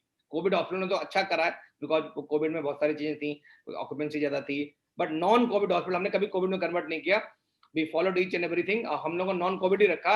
हमारा अभी आगे नंबर दिखाऊंगा, यू विल सी कि हमने क्या किया। आपको यू विल वेरी हैप्पी कि आपका कोई चेला है, आपका जो बच्चा है वो इतना अच्छा कर रहा है। और पहले आपकी क्या ऑक्यूपेंसी होती थी? सर जब चालू किया था तो मैं बताऊं एनएबीएस में क्या प्रॉब्लम आई थी। एनएबीएस में पहले बार एनएबीएस वाले आए थे, तो वो आए थे तो हमारे पास 10-15% ऑक्यूपेंसी थी फर्स्ट ईयर में। अब वो आए तो उसके बाद देखा उन्होंने, तो उन्होंने लिख के भेज दिया कि because we can not assess each and every objective of NABS because of poor occupancy. तो पहली बार उन्होंने एक नया रूल डाल दिया कि आप जब भी वो असेसमेंट करेंगे कम से कम 30% ऑक्यूपेंसी होनी चाहिए। तो फिर हमने उस टाइम कैंपेन चालू करे, फ्री में पेशेंट एडमिट किए अगले एनएबीएस के लिए, दोबारा बुलाने के लिए। 6 महीने बाद आना था दोबारा, 3 महीने का। तो हमने फ्री में लेके तब जाके हमारी 30% ऑक्यूपेंसी हुई थी, तब हमें एनएबीएस मिला था 2 साल में। तो पहले आपका ये हाल था कि आपकी ऑक्यूपेंसी क्या 20-30 ऐसी परसेंट होती होगी? 20% से कमी थी, तभी तो एनएबीएस नहीं मिल रहा था। तो हमने फिर उन्होंने रूल चेंज किया, तो हम लोग को कुछ प्रमोशन निकालने पड़े, फ्री निकालना पड़ा, बेड फ्री करने पड़े, सब कुछ करना पड़ा। तब हमने तो अराउंड 30% थी sir, first second third year तक, सेकंड ईयर तक। Very nice. अब और क्या? अभी भी सर बता रहा हूँ, इंडिया में average occupancy inside all the hospital across the hospital across the India बता रहा हूँ, अराउंड इट इज 50% ओनली। कोई हॉस्पिटल का है, किसी को हॉस्पिटल के बारे में जानकारी है कि हॉस्पिटल की ऑक्यूपेंसी क्या होती है रेगुलरली, नॉर्मली? चलिए एनीवे, सो आप कह रहे हो नॉर्मली हॉस्पिटल की ऑक्यूपेंसी 50% होती है अगर पूरे इंडिया की एवरेज ले लें। आप और देख लें, गूगल कर लें सर, सबको गूगल रखा हुआ, देख लें, they can check it everywhere. और खाली कुछ बड़े हॉस्पिटल को छोड़ दिया, tier 2 tier 3 city, even tier 1 cities में भी जितने भी हमारे साइज के हॉस्पिटल हैं, 150 बेड के, 100 बेड के, 200 बेड के, सबकी एवरेज ऑक्यूपेंसी 50% के आसपास होती है। जो अच्छा चल रहे हैं वो 60-70% पे, ज्यादा कोई नहीं है सर। Okay, very nice. तो आपने ये सब इंप्लीमेंट किया, उसके बाद? तो उसके बाद क्या हुआ, एडमिशन एफएमएस देख रहे हैं सर, जो पहले हमारा असेसमेंट टाइम 16 मिनट था, वो घट के नर्सिंग और डॉक्टर का असेसमेंट टाइम आ गया 8 मिनट के आसपास। वो हमने एक एक डाटा फॉलो किया, जून 18 से लेके दिसंबर 20 तक, लास्ट मंथ, 2 महीने पहले तक का। तो पहले 15 मिनट लगते थे इसमें क्या कहते हैं एडमिशन में? एडमिशन प्रोसेस में 15 मिनट लगते थे, असेसमेंट में, प्रोसेस में तो और बहुत सारे स्टेप थे, एक स्टेप बता रहा हूँ मैं। असेसमेंट में, डॉक्टर और नर्सिंग के असेसमेंट में 15 से 16 मिनट लगते थे। बेंचमार्क हमने रखा था 15 मिनट। अब उस बेंचमार्क से हम कम आ गए, हमारे अराउंड 8 और 9 मिनट्स पे आ गए सर। Very nice. और उसकी वजह से फायदा है कि हमारी ऑपरेशनल एफिशिएंसी बढ़ गई कि अगर 130 पेशेंट भी होते हैं और 110 बेड है, तब भी हमें दिक्कत नहीं आती उसमें। Very nice. Next? Next discharge, सबसे बड़ी सर यही प्रॉब्लम थी, मैंने आपसे कई बार डिस्कस किया, आपको याद होगा, शेयरिंग भी की थी उस टाइम। डिस्चार्ज में, चाहे मैं यहाँ पे शायद 10+ लोग बैठे हुए हैं, कोई बोलेगा डिस्चार्ज अगर हॉस्पिटल में भर्ती रहा, उसका डिस्चार्ज टाइम कैसा एक्सपीरियंस था, अगर उसका इंश्योरेंस क्लेम है, कुछ है, हाउ वाज योर एक्सपीरियंस, कितना टाइम लगा था डिस्चार्ज प्रोसेस में? गाइस, जो कभी भगवान ना करे आप हॉस्पिटल गए हो और आपको डिस्चार्ज करवाना हो और आपका इंश्योरेंस हो, तो आपको डिस्चार्ज का कैसा एक्सपीरियंस रहता है? यानी शेयर कितना मिनट लगते हैं या कितने घंटे लगते हैं एवरेज? ओपिनियन। जिनका इंश्योरेंस का क्लेम है, मतलब एवरेज क्या लगता है? सर मैं बताता हूँ, एवरेज 8 घंटे लगते हैं, चाहे जेपी हो, चाहे फोर्टिस हो, चाहे अपोलो हो, चाहे मेदांता हो। कम से कम 6 to 8 आवर्स लगते हैं average. That is with insurance. और लोग जितना एक्सपीरियंस होता है ना पूरे ड्यूरिंग हॉस्पिटल स्टे का, सब खराब हो जाता है जब वो डिस्चार्ज होते हैं। बिकॉज वो सारी, जब वो डॉक्टर लिख देता है ना एक बार डिस्चार्ज कर रहे हैं, तो उसका मरीज चाहता है कि तुरंत उसको बाहर भेज दिया जाए, अटेंडेंट चाहते हैं तुरंत हम घर पहुंच जाए। तो उस वजह से, और उसके बाद वो वेट करते करते 6 से 8 घंटे लगते हैं अप्रूवल में आने में, तब उनका सारी जो मूड जो था, मूड की ऐसी की तैसी हो जाती है, और सब जाते ही जाते आपके जितने अच्छे रिव्यूज होते हैं वो नेगेटिव हो जाते हैं। हमने बड़ी एफर्ट्स किए, बट हमारा शुरू में सारी प्रॉब्लम मतलब सॉल्व ही नहीं हमसे। फिर फाइनली हमने एक डिस्चार्ज एफएमएस बनाया, सारे स्टेप लिखे। स्टेप में भी ये लिखा कि कौन से प्लांट डिस्चार्ज है, कौन सा अनप्लांट डिस्चार्ज है। प्लांट डिस्चार्ज का एक दिन पहले ही उनका डिस्चार्ज समरी बनना, मेडिसिन सारी होना, उनका बिलिंग प्रोसेस कंप्लीट करवाना, बिलिंग अपडेट करवाना, सारे जितने एनओसी है हाँ, अगले दिन जैसे डॉक्टर आता है राउंड लेता है, उसको तुरंत बाद बिल को अपडेट करके और टीपीओ को भेज देना, वहां रिगरस फॉलोअप करना, सारे स्टेप बने होते। सो दैट हम लोग का सर एवरेज डिस्चार्ज टाइम 3 घंटे के आसपास है, वो भी इंश्योरेंस कंपनी का। और पहले कितना था आपका? 8 से 10 घंटे। आपका? जी सर, हमारा भी ये था। मैं दिखाता हूँ, ये देख रहे हैं ना, इंक्रीज वेटिंग टाइम था, पहले रेवेन्यू लॉस हो रहा था बिकॉज इम्प्रॉपर वेट मैनेजमेंट से, पेशेंट डिससेटिस्फेक्शन हो रहा था, प्लांट डिस्चार्ज बहुत कम होते थे, 30% होते, सारे अनप्लान्ड होते थे। तो अब हमने क्या कर दिया, पहले से फॉलो करना, प्लांट डिस्चार्ज हो गए, तो टैट हमारा कम हो गया, 6 आवर्स से लेस देन 3 आवर्स आ गया है। ठीक अभी है। आप ना इतनी सारी चीजें ऐसी बताओगे ना, लोगों को समझ में नहीं आएंगी। अब मोटा मोटा बता दो, क्योंकि ये अभी ये सारी चीजें, TAT is turn around time, so there is a lot of systems that have gone into this. You will understand this maybe later sometime, but right now you may not be able to understand the complete science on this, but yeah. एक TAT is turn around time, मतलब उसी step को पूरा करने में कितना समय लगता था। डिस्चार्ज का अगर हम पूरा बात कर लें तो पूरा डिस्चार्ज का टैट था हमारा 6 to 8 आवर्स था उस टाइम, 8 to 10 था, 6 भी नहीं था। और उस टाइम सारा एक्सपीरियंस खराब रहता था। अब जो है वो लेस देन 3 आवर्स है sir, because Very, of FMS discharge, FMS जिसको बोलते हैं, बनाया स्टेप बाय स्टेप इसको फॉलो कर रहे हैं। और कोई सिर्फ एक पीसी फॉलो करते हैं और कोई नहीं करता है, वो सारा कंट्रोल कर लेती है, हमें किसी की बात जरूरत ही नहीं किसी से बात करने की। very nice. और ये सारा का सारा ये ये देख रहे हैं सर, देखिए 8 घंटे था ना, 8 से आके सीधे 4 घंटे से कम हो गया। टैट हम टीपीए पेशेंट इंश्योरेंस की बात कर रहे हैं, कैश पेशेंट का 6 घंटे था, 6 घंटे से आके 2.5 घंटे रह गया है। और जो एक गवर्नमेंट पैनल के पेशेंट थे उनका भी 2 घंटे के आसपास आ गया है। तो ये सारा था। और आप देख लो, मैं बगल में एक दूसरी दिख रही है आपको कि जो दूसरे हमारे नियर बाय नेबरिंग हॉस्पिटल्स हैं, उनका डिस्चार्ज टाइम हमारा टाइम में बहुत डिफरेंस है। We are better than all of them, चाहे जितने भी, चाहे कॉर्पोरेट हो चाहे नॉन कॉर्पोरेट हॉस्पिटल हो, चाहे कैलाश है, त्रिपाठी है, जेपी है, प्रकाश है, न्यू है, था जो भी हॉस्पिटल आसपास हमारे हैं, हमारा टैट सबसे कम है sir. It is lowest in the Noida right now. Very nice. Next.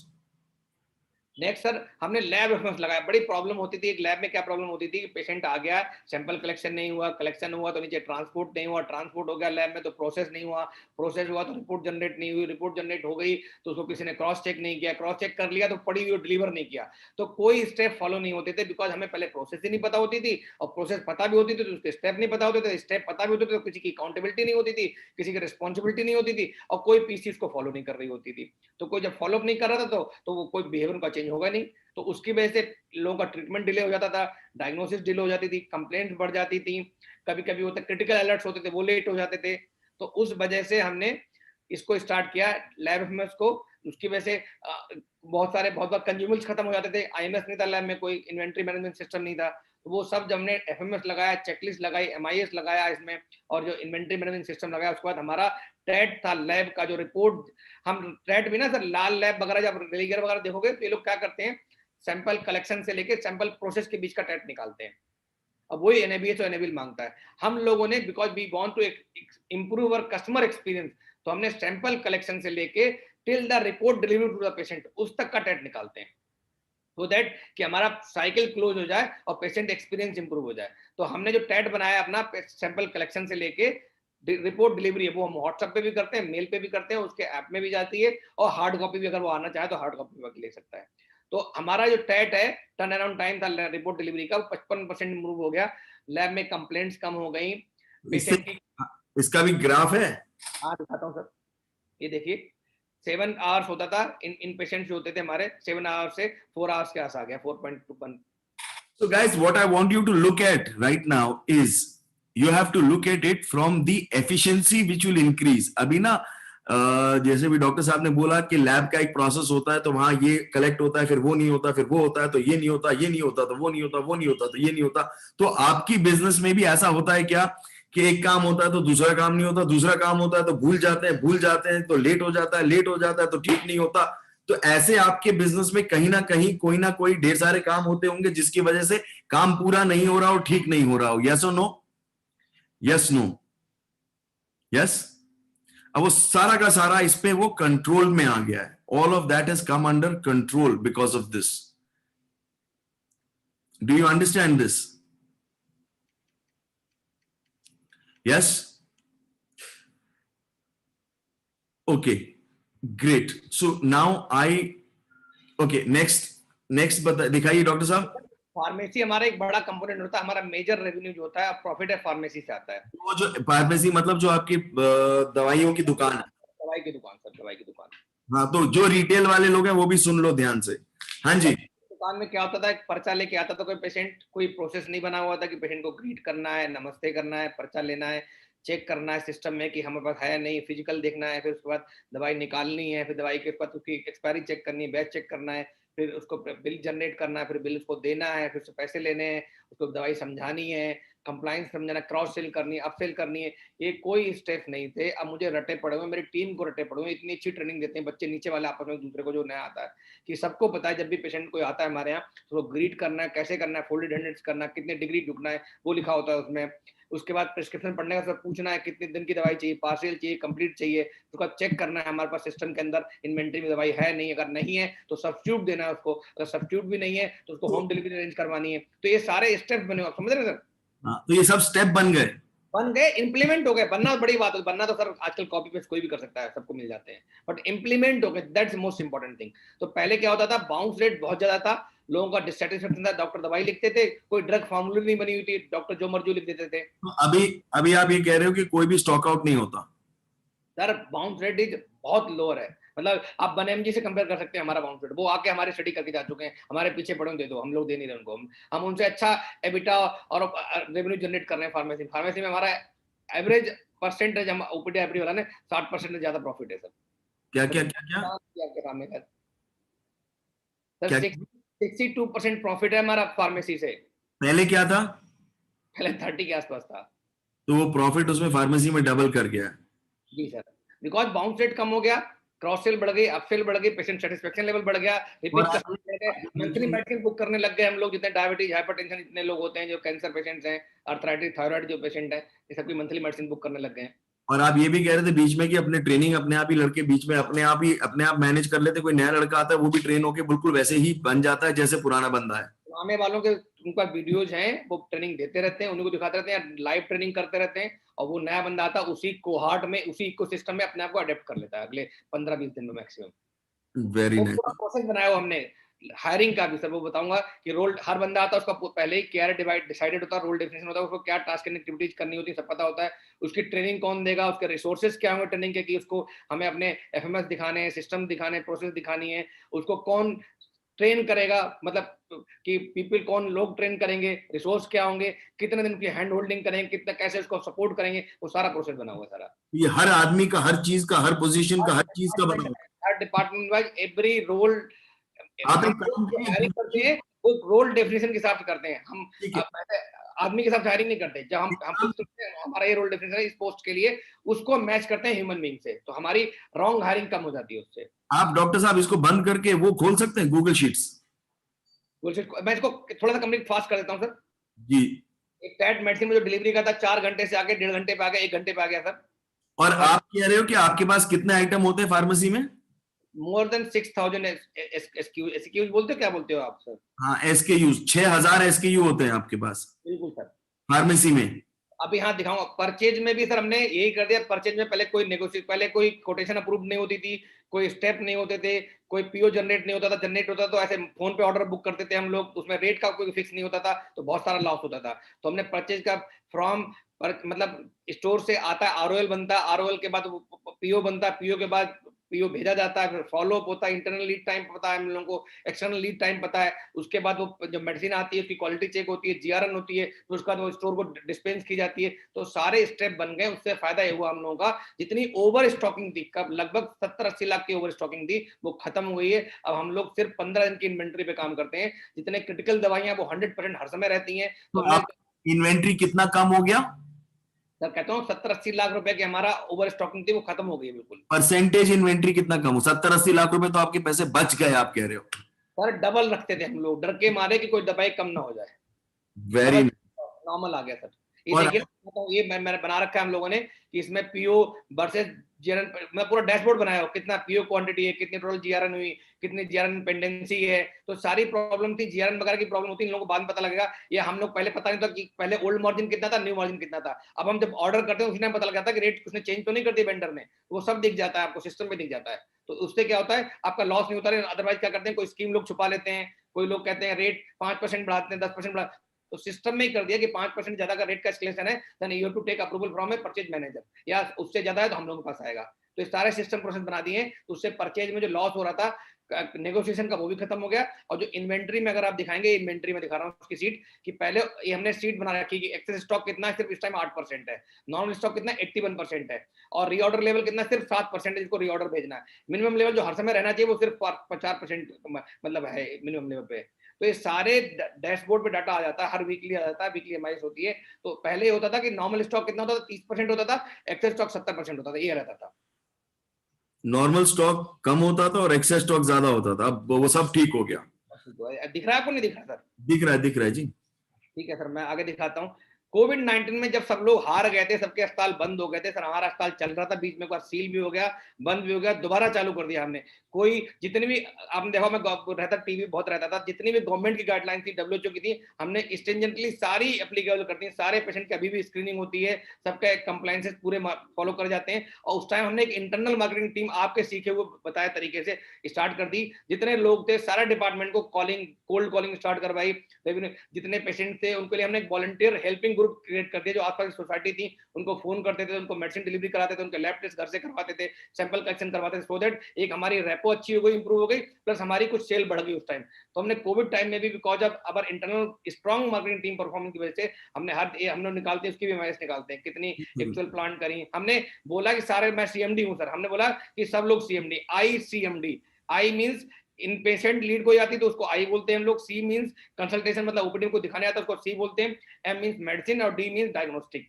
तो हर बंदा अपने आप को सीएमडी मानता है, और उसके हिसाब से आई सीएमडी के हिसाब से लीड जनरेट करता है, और लीड्स को कन्वर्ट करता है, उसको बाद में रेवेन्यू जनरेट करता है। तो सारा सबका रेवेन्यू निकल के आता है, प्लांट एक्चुअल सब कुछ प्लांट निकल के आता है। एक सेकंड, मैं जरा इसको देख, फार्मेसी में आपकी मार्केटिंग हो रही है, मार्केटिंग अलग से हो रही है, ग्रुप कॉल हो रही है, डिजिटल मार्केटिंग हो रही है, तो आपने यहाँ पर टोटल कॉल्स, प्लान्ड कॉल्स और एक्चुअल कॉल्स 750 फोन कॉल होनी थी, 709 फोन कॉल हुई, परसेंटेज नॉट डन 5 था, आईपीयू एक्चुअल लीड जनरेटेड 2, 2, 1, 1, 5,000, 36,000, 35, 30, 10, 11, हर चीज नंबर पे है। बिल्कुल सर, नंबर गेम ये सर, अगर नंबर गेम सीख लिया तो सारा सब चेंज हो जाएगा। तो आपके पास ये भी फोन आ जाए, ये भी पता लग जाता है कितने फोन हुए कितने नहीं हुए? सर सब कुछ हमको ये पता लग जाता है कि हमारा एवरेज रेवेन्यू पर ऑपरेटिंग बेड कितना डेली निकलता है, एवरेज रेवेन्यू पर ओपीडी पेशेंट कितना, एवरेज रेवेन्यू पर फार्मेसी पेशेंट कितना, एवरेज रेवेन्यू पर स्क्वायर फीट कितना है, एवरेज रेवेन्यू सब कुछ निकालते हैं हम लोग। अभी आगे दिखाता हूँ आपको, एक मिनट देखिए, ये देखिए, दिस इज रेवेन्यू ग्रोथ। जब मैंने बीसीआई ज्वाइन किया था तो मेरा 15 करोड़ का टर्नओवर था सर, इस साल हम 70 करोड़ के आसपास करेंगे, 68 करोड़ करेंगे। 15 करोड़ से आप 70 करोड़ पे पहुंच गए हो? 68 करोड़ सर रफली, इस साल हम लोग अभी तक 62 करोड़ कर चुके हैं। और ये सेम हॉस्पिटल में? सेम हॉस्पिटल में 100% ऑक्यूपेंसी चल रहा है, कोई नई सर्विसेज ऐड नहीं करी, कोई कुछ नहीं करा, यूटिलाइजेशन बढ़ा दिया, ऑपरेशनल एफिशिएंसी बढ़ा दिए, सेल्स एंड मार्केटिंग स्ट्रॉन्ग कर दी है। नहीं अभी आज सर आप देखेंगे कोविड में सर किसी की ग्रोथ नहीं हुई है, सब लोग कह रहे थे ये सर्वाइवल का ईयर है, हम लोग को न्यू नॉर्मल बचना है, बच गए तो बचे रहेंगे। हमने सर्वाइवल ईयर का नहीं, हमने इसको अपॉर्चुनिटी माना सर, अपनी ब्रांड वैल्यू इतनी बढ़ा दी, सारे टीवी चैनल्स पे, सारे मीडिया में, सारे आसपास मार्केटिंग एक्टिविटीज बढ़ा दी। हमारा year on year growth last year से भी देखेंगे, इस क्वार्टर जो लास्ट क्वार्टर गया 45% ईयर ऑन ग्रोथ था, 45%। लास्ट ईयर हमारा 40 करोड़ था, इस साल हम 60 करोड़ कर रहे हैं, 50% का आपको इंक्रीज दिख ही रहा है, वैसे दिख रहा है, 68 करोड़ कर रहे हैं। Very nice. और ये अगर हो गया तो आपके प्रॉफिट फिर डबल कर जाएंगे क्योंकि आपकी फिक्स कॉस्ट सेम है। सर डबल नहीं, ज्यादा बाद में बताऊंगा सर आपको, मिलूंगा। ठीक है गाइस, डू यू अंडरस्टैंड, इनकी कॉस्ट कुछ नहीं बढ़ी, फिक्स कॉस्ट नहीं बढ़ी सर, वेरिएबल कॉस्ट बढ़ी थोड़ी सी। वेरिएबल कॉस्ट में भी क्या बढ़ा होगा? डिस्पोजेबल सिरिंजेस, दवाइयां, जिसके साथ ले लेते हैं ये लोग। सर हमारी इंडस्ट्री का सीएजीआर जिसको बोलते हैं क्यूमुलेटिव एनुअल ग्रोथ रेट 15 से 17% है, सब लोग गूगल करके देख सकते हैं, हमारा 110% है। आपका सीएजीआर 110% है और इंडस्ट्री का सीएजीआर 15%, 15-20% है। 17%। वेरी नाइस जी। अगर करें, जो हमने अपने बैंक को प्रोजेक्शंस दिए थे, उन प्रोजेक्शंस को हम हमेशा सुपरसीड करते रहे, 3 गुना ज्यादा करते हैं जितना हमने प्रोजेक्शन दिए थे फंडिंग के टाइम पे। आप देख रहे होंगे जो हमने प्लांट एक्चुअल 10 करोड़ प्लांट था, एक्चुअल 30 करोड़ था, प्लांट 13 करोड़ था, किया हमने 33 करोड़, प्लांट 22 करोड़ था, करा 40 करोड़, प्लांट इस साल का था हमारा 25 करोड़, कर रहे हैं 68 करोड़। वाओ। और ये सेम हॉस्पिटल है, हॉस्पिटल भी नहीं बढ़ा। अब हम लोग एक्सपेंशन कर रहे हैं, बिकॉज आपने कहा था कि जब आप ओवरफ्लो करने लगो तभी एक्सपेंशन करना, जब हम ओवरफ्लो करने लग गए, जब हमारा बेड की लड़ाई होती है, हमारा 2 दिन पहले बुक होता है सर प्राइवेट रूम। क्या क्या क्या? प्राइवेट रूम के लिए 2 दिन पहले बुकिंग करनी पड़ती है सर। अगर किसी को इलेक्टिव डिलीवरी करानी है, सीजरियन सेक्शन कराना है, किसी को इलेक्टिव सर्जरी करानी है, तो 2 दिन पहले बुक होता है। ओके। और और जो क्या कर रहे हो आप? क्या सर? तो इसके लिए क्या कर, ये क्या है, ये कौन सा ग्राफ है? ये सर इसको बोलते हैं एवरेज रेवेन्यू पर ऑपरेटिंग बेड। हम लोग निकालते हैं, इससे ऑपरेशनल एफिशिएंसी निकालते हैं कि ऑपरेशनल एफिशिएंसी से आपके रेवेन्यू कैसे बढ़ता है। तो पहले जब हमने 2017 में जब बीसे ज्वाइन किया था, तब मेरा 13,339 रुपए था एवरेज रेवेन्यू पर ऑक्युपाइड बेड, मतलब जो हमारे पास बेड है, ऑक्युपाइड बेड है। बट अभी आप तो बीसीआई में आए थे तब आपको ये सब आता था, ऑपरेशनल एफिशिएंसी पर कुछ नहीं स्क्वायर आता फुट? सर। मैं तो उस टाइम तो फ्रेशर ही था, अपने बिजनेस में भी तो फ्रेशर ही था। Very nice. तो 13,000 से 50% की ग्रोथ करी। मतलब मैं बता रहा हूँ ना, हमने रेवेन्यू कैसे बढ़ाया। रेवेन्यू खाली ऐसे नहीं बढ़ाया कि सिर्फ मार्केटिंग बढ़ा दी, हमने इंटरनल सिस्टम भी स्ट्रॉन्ग कर दी, हमने अपनी ऑपरेशनल एफिशिएंसी बढ़ा दी। इंटरनल कैसे सिस्टम, जितने हमने प्रोटोकॉल थे, स्टैंडर्ड ट्रीटमेंट प्रोटोकॉल्स बना दिए, सो दैट कोई चीज मिस ना हो, पेशेंट को कोई नुकसान ना हो, पेशेंट की डायग्नोसिस अच्छी हो, उसका ट्रीटमेंट अच्छा हो। ये कह रहे हो कि पर बेड आपका कॉस्ट, आपका पर बेड जो पैसा आपको मिलता है, that has gone up? Yes sir, हाँ, 13,000 to 18,000। ये कैसे हो, आपने दाम बढ़ा लिए? दाम बढ़े एक, हाँ, दिस इज वन फैक्टर कि हमने दाम बढ़ा दिए। प्लस हमारे पास नंबर ऑफ आईसीयू बेड्स ज्यादा है, हमारी ऑक्यूपेंसी आईसीयू बेड्स में ज्यादा होती है, रेशियो देखते हैं हम लोग। प्लस हमने क्या किया सर, स्टैंडर्ड ट्रीटमेंट प्रोटोकॉल बना दिया। वैसे हर बार डॉक्टर आता है, कुछ भी लिख के चला जाता है, और हर बार कुछ चीजें छोड़ जाएगा, कुछ चीजें जोड़ जाएगा। तो हमने क्या किया, डायग्नोसिस वाइज जो बीमारियां होती हैं उनके सबके स्टैंडर्ड, सो दैट चेकलिस्ट बना दी कि ये इन्वेस्टिगेशन होने, तो कोई पेशेंट को भी लॉस ना हो और हमारा डॉक्टर का भी लॉस ना हो, उसकी डायग्नोसिस अर्ली बन जाए, अच्छी डायग्नोसिस बन जाए, उसका ट्रीटमेंट एज पर जो गाइडलाइंस है, इंटरनेशनल गाइडलाइंस, उसके बेस पे बन जाए। तो ये सब करें तो इससे हमारा नंबर, मतलब रेट लिस्ट तो रिवीजन था, एक पार्ट वो भी था, बट दूसरी बहुत सारी और भी चीजें थी। तो आप अपना रेवेन्यू नापते हो पर बेड? अभी दिखाता हूँ सर, बेड के अलावा और कहाँ नापता हूँ भी दिखाता हूँ। ये तो पर बेड जो आईपीडी पेशेंट भर्ती होते हैं, इंडोर पेशेंट भर्ती होते हैं नेक्स्ट। उनका। अब नेक्स्ट देखिए सर, एक हम पर ओपीडी भी निकालते हैं। जो पर ओपीडी अरपम देखें दूसरे अस्पताल में कंपेयर करा स्लाइड में, फिलिक्स हॉस्पिटल का अरपम जो हमारे साइड के जितने हॉस्पिटल सबसे ज्यादा है नोएडा में। पर ओपीडी? नहीं, पहले अब वो एरपम था, अब ये ओपीडी वाला आ गया सर, ये वाला देख रहे हैं। ये है, हम लोग एवरेज रेवेन्यू पर ओपीडी भी निकालते हैं, एवरेज रेवेन्यू पर ओपीडी फार्मेसी भी निकालते हैं। तो जो एवरेज रेवेन्यू पर ओपीडी आ रहा था, जिसमें कंसल्टेशन प्लस लैब और डायग्नोस्टिक आ रहा था, वो 12। ओपीडी समझ में आ रहा है? दो किस्म के पेशेंट होते हैं। एक पेशेंट वो होता है जो भर्ती होता है, एक पेशेंट जो आता है जो डॉक्टर को देख के चला जाता है, एक पेशेंट वो आता है जो डॉक्टर को देखता है और दवाई खरीदता है फिर जाता है। समझ में आ रहा है? हर चीज के इन्होंने पूरे नंबर निकाल के छाप रखे हैं और वो सारा का सारा कितना बढ़ रहा है वो दिखा रही है। तो ओपीडी 1200 से 2100 हो गया है। Very nice. इसमें सर बताएंगे आप लोगों को बाद में, क्रॉस सेल अपसेल कैसे करते हैं। लोग कहते थे ना, हंसते थे मेरे ऊपर कि हॉस्पिटल में कैसे तुम क्रॉस सेल अपसेल करोगे, हॉस्पिटल में कैसे रेवेन्यू, मतलब पर ट्रांजेक्शन वैल्यू कैसे बढ़ाओगे। तो वो सब पॉसिबल है अगर आपके जो टीम है उसके सिस्टम और प्रोसेस बने हुए हैं, आपने वो इंप्लीमेंट कर रखी है, उसको फॉलो कर रहे हो, उसको ट्रैक कर रहे हो, उसको कंट्रोल कर रहे हो थ्रू एमआईएस। तो अगर आप ये सोच सकते हो कि मार्जिन हॉस्पिटल में भी आप अगर सिस्टम बना के कर लो तो क्या होता है कि वहां पर लॉसेस होते हैं। लॉसेस क्या होते हैं कि डॉक्टर वेट कर रहा है अगला पेशेंट आने का, कम पेशेंट आए, उनकी मार्केटिंग पूरी हुई, डॉक्टर पूरा बुक हुआ हो, फार्मेसी में सारी दवाइयां हो, दवाइयां होती नहीं है, इसलिए आपको लॉसेस होते हैं। तो वो पूरा मैक्स आउट कर लेते हो तो आपका प्रॉफिट बिना एथिक्स को वायलेट किए, एक चीज हम लोगों ने क्लियर की थी कि एथिक्स वायलेट नहीं करेंगे, पेशेंट को काटेंगे नहीं। इसीलिए सर रेवेन्यू बढ़ रहा है, इसलिए ब्रांड वैल्यू बढ़ रहा है, इसलिए रिव्यू अच्छे हैं, देखिए सर। यस, और पेशेंट अगर कटेगा तो वो फिर गलत रिव्यू भी देगा, बिल्कुल सर। राइट? सो रेवेन्यू इसलिए बढ़ता है क्योंकि हमारे बीच में बहुत एफिशिएंसी लॉसेस होते हैं। ओके। सर हम लोग इसलिए भी रेवेन्यू लॉस होता है कि हम लोग कभी उसे नापते नहीं है, क्योंकि सिस्टम प्रोसेस पता नहीं होते हैं। तो सिस्टम प्रोसेस लगा दे और नापना शुरू कर दे तो वो अपने आप इंप्रूव हो जाएंगे।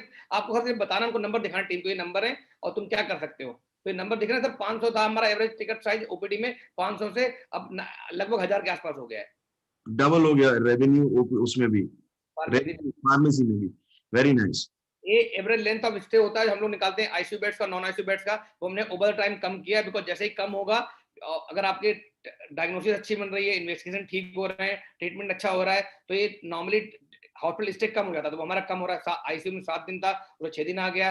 और कैश टीपी पेशेंट का, नॉर्मल वार्ड्स का पेशेंट का 4 दिन था, वो 3 दिन के आसपास आ गया। तो इट मीन या आप समझ रहे हैं? ये ये सबसे बड़ी बात हो गई सर कि पहले पेशेंट लंबा रहता था, अब वो पेशेंट को जल्दी ठीक करके बाहर निकाल देते हैं और फिर भी प्रॉफिट बढ़ रहा है। हॉस्पिटल ये चाहते हैं कि पेशेंट लंबा रुके, ये लोग चाहते हैं कि पेशेंट जल्दी चला जाए क्योंकि इनके पास लाइन लगी हुई और पेशेंट्स की। और सर वैसे भी शुरू के पहले के 3 दिन में मैक्सिमम इन्वेस्टिगेशन हो जाती है, जितने पेशेंट की इन्वेस्टिगेशन होती है, चाहे वो रेडियोलॉजिकल टेस्ट हो, सीटी हो, एक्सरे हो, अल्ट्रासाउंड हो, ब्लड टेस्ट हो, उसमें डायग्नोसिस। उसके बाद तो पेशेंट सिर्फ बेड चार्ज देता है और डॉक्टर फीस देता है और थोड़ी बहुत मेडिसिन लगती है। तो बेहतर है पेशेंट को घर भेज दो, नए पेशेंट को लाओ, उसकी जल्दी ठीक करो, उससे हमारी ब्रांड वैल्यू बढ़ेगी, पेशेंट हैप्पी होगा और हमारा रेवेन्यू बढ़ जाएगा। और ऑक्यूपेंसी पहले 32% थी, अब 97% हो गई है। आपको बताया था ना, देखिए ये 32 से 97 भी नहीं, ये तो इसलिए लिखा है एवरेज है सर इस साल का। अगर हमने कहा ना हम लोग 138% भी जा चुके हैं इस साल। Very nice. नेक्स्ट। ये एबिटा मार्जिन है सर, स्टार्ट किया था साल, ये तो उस टाइम में कुछ रेवेन्यू नहीं है तो 27% था, 26, 22, 23, तो मतलब अच्छा एबिटा है। लोगों का अगर हम बात करेंगे हमारी इंडस्ट्री का 10 से 15% के बीच में रहता है, जो अच्छे हॉस्पिटल करें, जितने बड़े हॉस्पिटल का नाम लोगे, हमारा 20% से ऊपर है, 23% से ऊपर है। Very nice. उसमें पता कम क्यों हुआ सर बताऊं? हाँ। 23% क्यों हुआ? पहले हम लोग डायरेक्टर सैलरी नहीं लेते थे, अब हम बहुत बड़ा amount, huge amount director salary में लेते हैं। अच्छा, पहले आप डायरेक्टरी सैलरी लेते नहीं थे? लॉस में थे, अब डायरेक्टर सैलरी स्टार्ट कर दिए मैंने, वाइफ ने, सिस्टर ने, मदर ने, जो भी डायरेक्टर्स हैं सारे, ठीक है, टेकिंग हैंड अमाउंट, बहुत मेहनत करी हम लोगों ने सर। आप पैसे अपने जो प्रॉफिट के पैसे हैं, जो आपके आपके हक के पैसे हैं, वो निकाल देते हैं। पैसा कैसे निकालना है प्रॉफिट के लिए, कैसे करना है, कहाँ ले जा सकते हैं अगर लॉन्ग टर्म के लिए हमारा भी तो। Very nice. ये है रिटर्न ऑन कैपिटल एम्प्लॉयड, रोस। अगर रोस हमारा कंपेयर करोगे, हर साल बढ़ रहा है सर, ईयर बाय ईयर। 18, 19, 20 में इस टाइम लगभग 13% के आसपास है। अपोलो से ज्यादा है, 40 से ज्यादा, नारायण से ज्यादा है, जितने बड़े हॉस्पिटल सबसे ज्यादा है। Very nice. ये हमारा हॉस्पिटल है सर, ये ओटी है, मॉडुलर हाई एंड ओटी है, कैथ लैब जिसमें एंजियोग्राफी, एंजियोप्लास्टी हम लोग करते हैं, सीटी स्कैन है, ये डायलिसिस, सारे एक्चुअल फोटोग्राफ्स हैं। ये आईसीयू है सर, ये अल्ट्रासाउंड मशीन हैं, ये प्राइवेट रूम है, सिंगल रूम है, जनरल वार्ड है, शेयरिंग रूम्स हैं। ये सर आपने भी कहा था, बाकी लोग भी कह रहे थे कि कोविड में एक्सपेंशन नहीं करना, कोविड में सर्वाइवल करना है सर। पता नहीं किस्मत अच्छी थी, हम लोगों ने अपॉर्चुनिटी इसमें क्रिएट करी है और हम फिलिक्स ग्रोथ फेज 2 स्टार्ट करने, एक नया हॉस्पिटल, मैंने कल बताया था आपको, we have got a land in Noida also, और वहां पे दूसरा हॉस्पिटल बना रहे हैं, maybe within couple of month will start OPD services there. तो ये नया बनाया हॉस्पिटल लिया हमने, जो अगले साल इसको हम इस साल बनाना शुरू करेंगे और may be with in 2 years इसको फुल फंक्शनल कर देंगे। ये अलॉट हो गया है हॉस्पिटल और चैन की तरफ हम लोग जा रहे हैं सर। Very nice. अब आप ढेर सारे हॉस्पिटल्स और खोलोगे, ये एक और हॉस्पिटल खोल रहे हो? हाँ, ये जो इसी की बता रहा हूँ, 150 बेड होगा, सुपर स्पेशलिटी हॉस्पिटल होगा, इसका एरिया इतना है, कैचमेंट एरिया है इतनी, ग्राउंड प्लस 13 फ्लोर बनेंगे, प्रोजेक्ट कॉस्ट लगभग 50-60 करोड़ इसकी। हम लोग ओपीडी लॉन्च 2 महीने बाद कर रहे हैं, सॉफ्ट लॉन्च 2023 में करेंगे, इसका कंस्ट्रक्शन 2022 में कंप्लीट करेंगे। तो this is a new hospital coming up in Noida, one very of the catchment area sir. Very ठीक है, हम लोगों को कुछ अवार्ड्स और अप्रिसिएशन मिले। We were fortunate enough to go with the honourable president of India to Philippines. हम लोगों को हेल्थ केयर की तरफ से हम लोग लीड कर रहे थे फिलीपींस में। इसके अलावा क्वालिटी का गोल्ड सर्टिफिकेट मिला है हमें। इसके अलावा क्या नाम है, बेस्ट लीडर्स और वर्ल्ड बेस्ट कंपनीज का अवार्ड मिला है। मतलब इतने सारे मिले, मतलब नाम भी याद नहीं आ रहे। हेल्थ मिनिस्टर ने अवार्ड दिया है, जितने ला सकता था इसमें। कुछ बहुत सारे हेल्थ चेकअप्स करते रहते हैं हम लोग, गाँव बहुत सारे अडेप्ट करें हमने, एनजीओ के साथ काम करते हैं, सोशल सर्विसेज भी करते हैं। वेरी अगर बहुत सारे टीवीज पे रहे हम लोग, मीडिया मेंशन इतना सारा था, ऐसा कोई न्यूज चैनल नहीं जिसमें मैं लाइव नहीं आया हूँ, चाहे वो आज तक हो, एबीपी न्यूज हो, जी न्यूज हो, इंडिया टीवी हो, न्यूज एक्स हो, हेडलाइंस हो, एनडीटीवी हो, हर न्यूज चैनल पे फिलिक्स सर जो दिख रहे हैं। मेरी बैकग्राउंड में सर यहीं बैठता हूँ, इसी से लाइव न्यूज चैनल सर सब पे जाते हैं यहीं बैठ के, चाहे न्यूज 24 हो, जी न्यूज, एनबीटी, अखबार, सब में आते हैं सर। तो एक चीज मैंने और नहीं बताई सर, जो शायद पीपीटी बंद कर दीजिए। हाँ, बंद करता हूँ इसको। Very nice. हाँ जी, अब आप बताइए। एक चीज नहीं बताई कि पहले मैंने आपसे पूछा था, जो मेरी एक प्रॉब्लम थी, पेन एरिया था, कि हम लोग कलेक्शन हमारा बहुत पुअर था, कलेक्शन सिस्टम स्ट्रांग नहीं था, रिकवरी बहुत पुअर थी, बिकॉज गवर्नमेंट पेशेंट ज्यादा थे, तो रिकवरी एक एक 1.5 साल नहीं आती थी। और हमें लगता था कि हम, आपने भी ये कहा था उस टाइम क्लास में, मुझे ध्यान है, कि जो आप बता रहे हो कलेक्शन सिस्टम को गवर्नमेंट पर हम नहीं लगा सकते, गवर्नमेंट के सिस्टम अलग होते हैं, उनको इम्प्रूव नहीं कर सकते। याद है सर आपने कहा था? हाँ जी।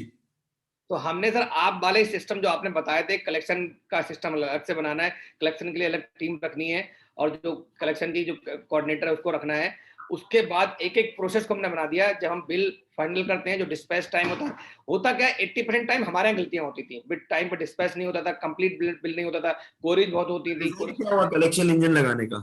तो कलेक्शन इंजन लगाने का हुआ, जो हमारा रिकवरी टाइम पहले एवरेज अकाउंट में 250 से 300 दिन होता था, वो हमने 120 दिन कर दिया था गवर्नमेंट पैनल में भी। आधा कर दिया उसको रिकवरी टाइम। आधे से भी कम कर दिया था। Very nice, very nice. और ये सब आज की तारीख में अब ये हो गया, आपका प्रॉफिट कितना बढ़ गया? प्रॉफिट सर ऑफिशियली तो प्रॉफिट बड़ा अच्छा बढ़ गया। चलो ठीक है। सो अब ये इनका ना गवर्नमेंट नया अस्पताल खरीद लिया हमने, प्लॉट खरीद लिया, इसी इसी के प्रॉफिट से खरीदा है, और कहाँ से खरीदा है सर। Very nice, excellent. और अभी आपको 100% फंडेड हॉस्पिटल है sir. We got funded around 75% from the project loan लिया हमने बैंक से लिया है। 25% जो बचा था उसमें 5-10% हमारा था, 15% हमारा फ्रेंड्स एंड रिलेटिव का था। Very nice. दैट हम द ब्रेक इवन 2.5 साल में लेके आ गए थे हॉस्पिटल में। 2.5 साल में ब्रेक इवन ले आए हॉस्पिटल को शुरू में ही। Very nice. और अभी मेरे को ये बताइए कि ये सब बिजनेस, ये ऑफिस, ये हॉस्पिटल चलाने के लिए आपको पहले हफ्ते में कितने दिन लगते थे, अब हफ्ते में कितने दिन लगते हैं? पहले तो सर मैं पूरे दिन अस्पताल में रहता था, सुबह 9 बजे आता था, रात 10-11 बजते थे, हर रोज बजते थे यही थे। अब उसमें हर चीज में इन्वॉल्वमेंट। प्रॉब्लम सर ये थी उस टाइम कोई सिस्टम प्रोसेस नहीं थे ना, तो किसी की अकाउंटेबिलिटी नहीं थी। हम भी किसी को कोई काम बोल देते थे। आप लोगों के साथ ऐसा ही हो रहा होगा ज्यादातर लोगों का, मैक्सिमम लोगों का, कि कोई काम नहीं हुआ तब पता लगता था, और जो सामने मिल जाता उसमें बम्बार्डमेंट हो जाती थी। किसी की कोई रिस्पॉन्सिबिलिटी क्वालिटी नहीं है। अब क्या है, केपीआई बने हुए, रिस्पॉन्सिबिलिटीज बनी हुई, अकाउंटेबिलिटीज बनी हुई, कौन हफ्ते करेगा। में कितने दिन लगता है हॉस्पिटल चलाने में आपको पर्सनली? मैं तो देखता नहीं सर, अब तो हॉस्पिटल ये लोग चला रहे हैं, पीसी चला रहे हैं, ये चला रही है, महेश वाले चला रहे हैं। Very nice. तो ये पीसी पीसी जो नॉर्मल 10-12-15 हजार रुपए की सैलरी में है, वो ये पूरा अस्पताल चला रही है। बिल्कुल सर। और एक एमआईएस वाला भी, डीएमई और क्या नाम, ई बस ये लोग पूरा अस्पताल चला रहे हैं। चला रहे हैं। क्लिनिकल के लिए हमने बंदा रखा हुआ, डॉक्टर एक, जो क्लिनिकल मैनेजमेंट देखता है, बिकॉज क्लिनिकल मैनेजमेंट ये लोग नहीं देख सकते हैं। बाकी सारा नॉन मेडिकल सारा ही देखते हैं, नॉन मेडिकल इवन पैरामेडिकल ही देखते हैं सारा। पूरा का पूरा यही चला रहे हैं। Very nice. और आपको इसमें कोई टाइम नहीं लगता? मैं देखता ही नहीं सर, मैं तो एक्सपेंशन में काम कर रहा हूँ ना, फाइनेंसिंग, फंडिंग, बड़े इंटरव्यू लेना, जो डॉक्टर कंसल्टेंट्स के इंटरव्यू लेना, वो मैं देखता हूँ। और आपको सारा ये जो एमआईएस है पूरा सेल्स का, सबका सारा एमआईएस आपके फोन पे रहता है? फोन पे तो डेली आता है, हम लोग वीकली भी नहीं, डेली करते हैं सर। दिखाओ मैं फोन सेल्स पे। देखता हूँ, थोड़ा बहुत सेल्स देखता हूँ, सेल्स देखता हूँ मैं सर। हाँ सॉरी। वो ठीक है, सेल्स देखने में टाइम लो, ऑपरेशंस में टाइम नहीं लगना चाहिए। फोन पे दिखा सकते हो आप? सेल्स फोन पे दिखा सकते हो आप? मैं रिव्यू दिखा सकता हूँ सर, 1 मिनट। मैं इसी शेयर कर देता हूँ, अगर हो जाएगा तो देखता हूँ।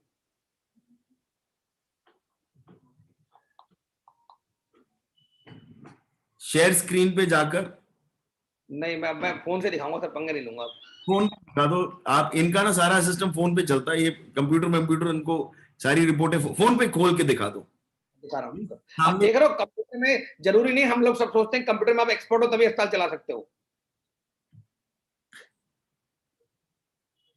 आप लोगों को दिख गया होगा मैं कितना स्किल्ड हूँ आईटी में, सॉफ्टवेयर, बट मैंने क्या किया, सारे कोर्सेज किए। मेरा एमआईएस कहीं फंसेगा तो मैं बताता हूँ डायरेक्शन क्या है, स्टेप मुझे सारे पता होते हैं। करना क्या है, उसे कैसे करना वो बताएगा कैसे करना है उसको। तो ऐसा नहीं कि मुझे आता नहीं तो मैं करवा नहीं सकता, करवाना मुझे सारा पता है, कौन से स्टेप बनाने, कहाँ पे बोटल नेक है, कैसे उसको लिवरेज करना है, सब पता हो जाएगा। आज भी हमारा 100% प्लस ऑक्यूपेंसी है इस टाइम। फोन का दिखाओ आपका क्या सिस्टम चलता है। ये फोन पे देखिए, ऑक्यूपेंसी रिपोर्ट आके रात की 12 बजे के हमारे पास, कितने पेशेंट भर्ती हैं।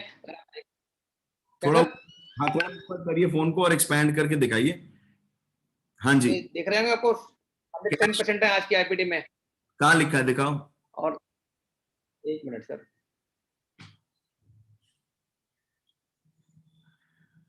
दिख रहा है किसी को? नहीं दिख रहा सर, अब दिख रहा है? दिख रहा है, दिख रहा है।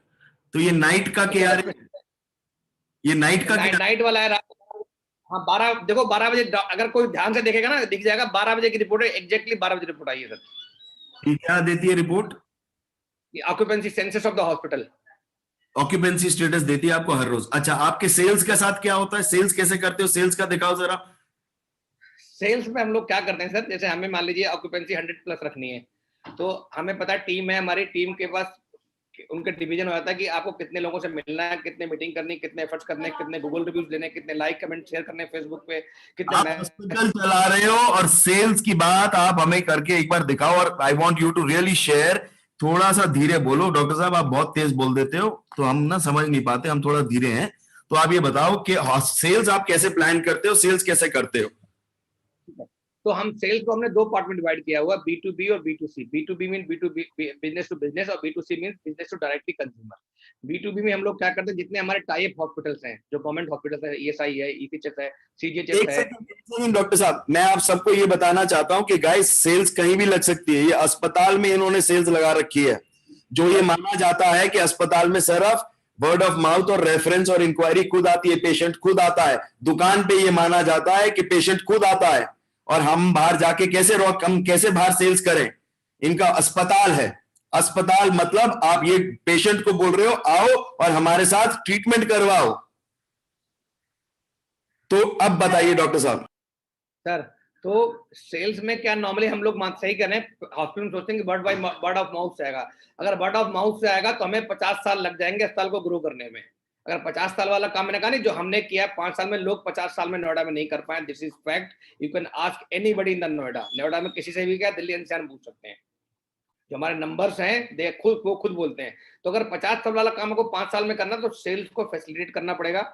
आपको अपना टारगेट ऑडियंस पहचानना पड़ेगा, आपको अपने प्रोस्पेक्ट्स सर बताएंगे कि आपके प्रोस्पेक्ट्स क्या होते हैं, उनको आइडेंटिफाई करना पड़ेगा, उनको उनसे लीड जनरेट करनी पड़ेंगी, उनसे लीड कन्वर्ट करनी पड़ेंगी।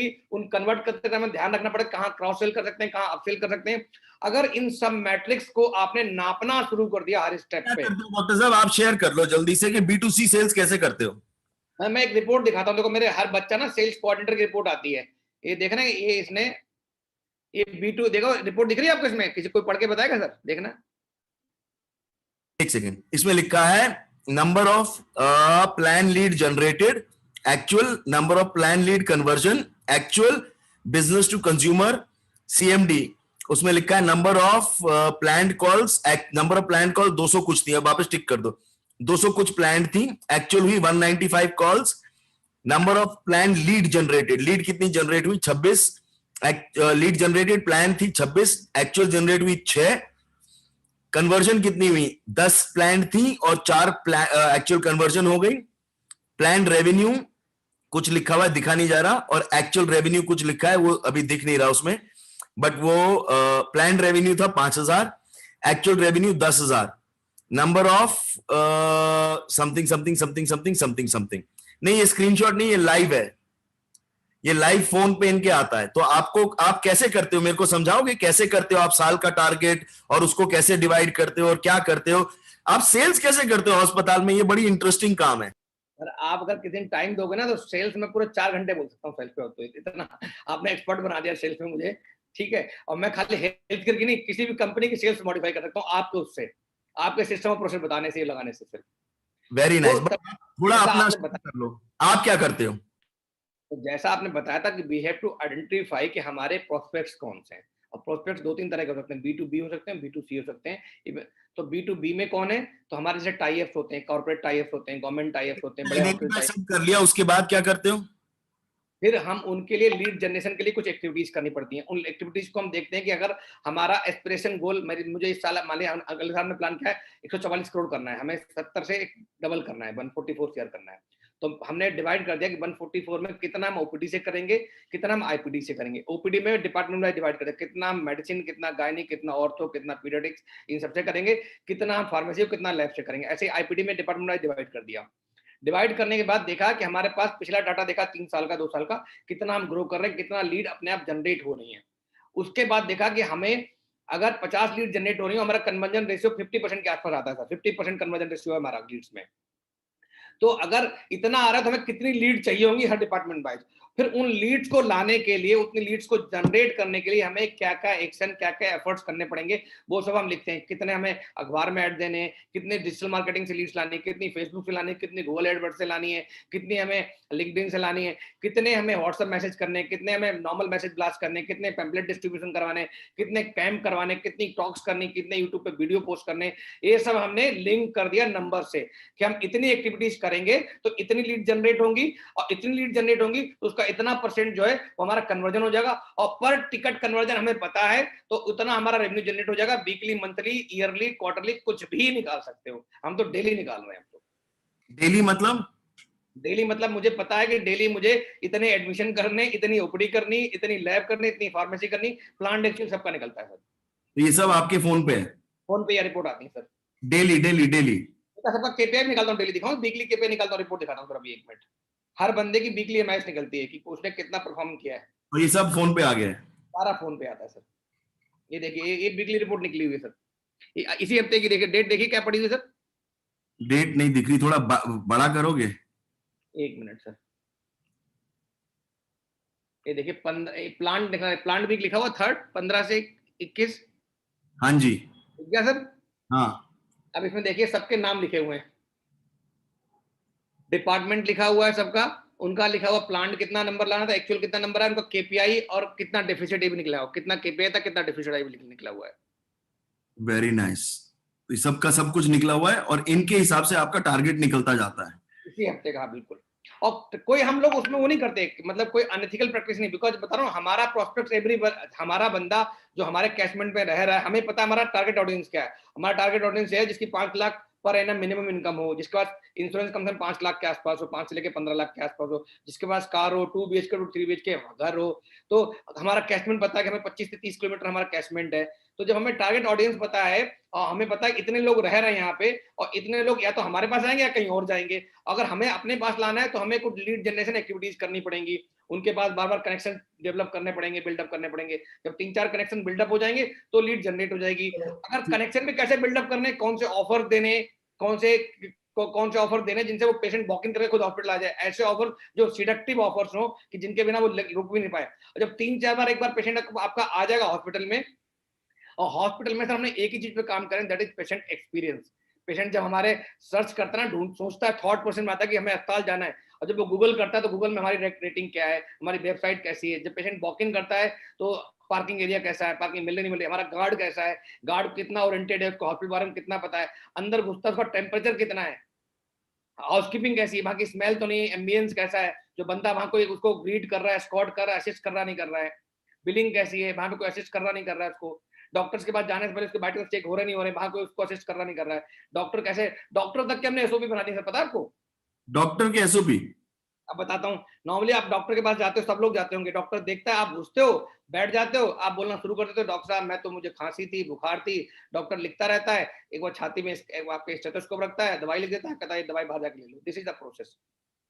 हमने क्या किया, उस डॉक्टर के कनेक्शन, बिकॉज डॉक्टर हमारे लिए सबसे इंपॉर्टेंट फैक्टर है। अगर डॉक्टर आपका अच्छा है, डॉक्टर अच्छा टाइम दे रहा है, पेशेंट को क्वालिटी टाइम दे रहा है, सही से एक्सप्लेन कर रहा है, तो डॉक्टर से ही कन्वर्जन बढ़ जाते हैं, और जो माउथ टू माउथ पब्लिसिटी कहते हैं वो यहाँ से स्टार्ट होती है, या जो रिव्यूज आते हैं वो यहाँ से आते हैं। तो डॉक्टर्स के लिए हमने एसओपी बना दिया, जब पेशेंट नॉक करेगा, अंदर घुसेगा, तो डॉक्टर ग्रीट करेगा, he will introduce himself, I am doctor DK Gupta, मैं चाइल्ड स्पेशलिस्ट हूँ, प्लीज हैव ए सीट, और सीट ऑफर करेगा। उसके बाद उससे बोलेगा आपकी कंप्लेंट्स क्या है, चीफ कंप्लेंट्स क्या है।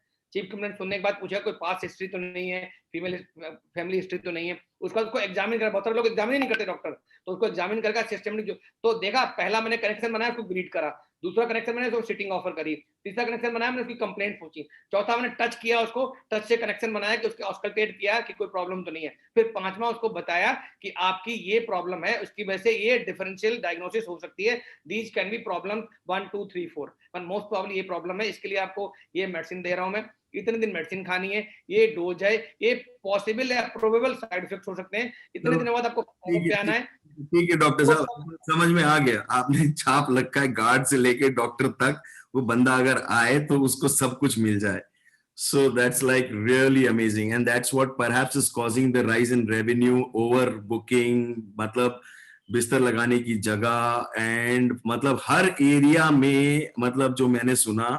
Guys what do you think? आपको दिखा दूं मैं अपना, एक मिनट रुकिए सर, दिखाता हूं मेरा ये कहां बैठ रही, देखिए ऑफिस कहां बैठे हूं, एक मिनट रुकिए सर, ये मेरा ये एक ऑफिस है सामने, इसमें सारे लोग बैठे हैं, अब ये देखिए कहां बैठ रहे हैं, आओ बच्चे दिखाता हूं। ये स्वाति है, सेल्स कोऑर्डिनेटर, पूरी टीम को मैनेज करती है, सी हैंडल्स ईच एंड एवरीबॉडी, सारी हमारी जो मैं वही निकालती है। Swati what do you handle? Sir, all thing of marketing. Everything. Very nice. ऊपर वो जीने में कौन बैठा है? ये ऑफिस में ऑफिस के लोग बैठे हुए हैं, दिख रहा है आपको? हाँ नीचे दिखाओ। ये देखिए सर, ये बैठी हुई मेरी, Hello sir. ये हमारा डीएमई बैठा हुआ है, ये नीलम बैठी हुई, नीलम है जो Hello sir. Hello hi. और ना बाहर सीढ़ियों के बाहर मेट्रो, ये देखो नीचे बैठे हुए लोग दिख रहे हैं सीढ़ियों में। हेलो कर दो भाई सब लोग। Hi, really nice to see you all, dedicated amazing work. में खड़े हुए दिख रहा होगा, वीडियो में खड़े। हाँ जी, मैं अंदर आता हूँ फिर। सारे ऑफिस स्टूडियो में शिफ्ट हो गए। मेरा वेटिंग रूम देखिए, वेटिंग रूम है ना सर, ये वेटिंग रूम था, इसमें बेड लगा हुआ है।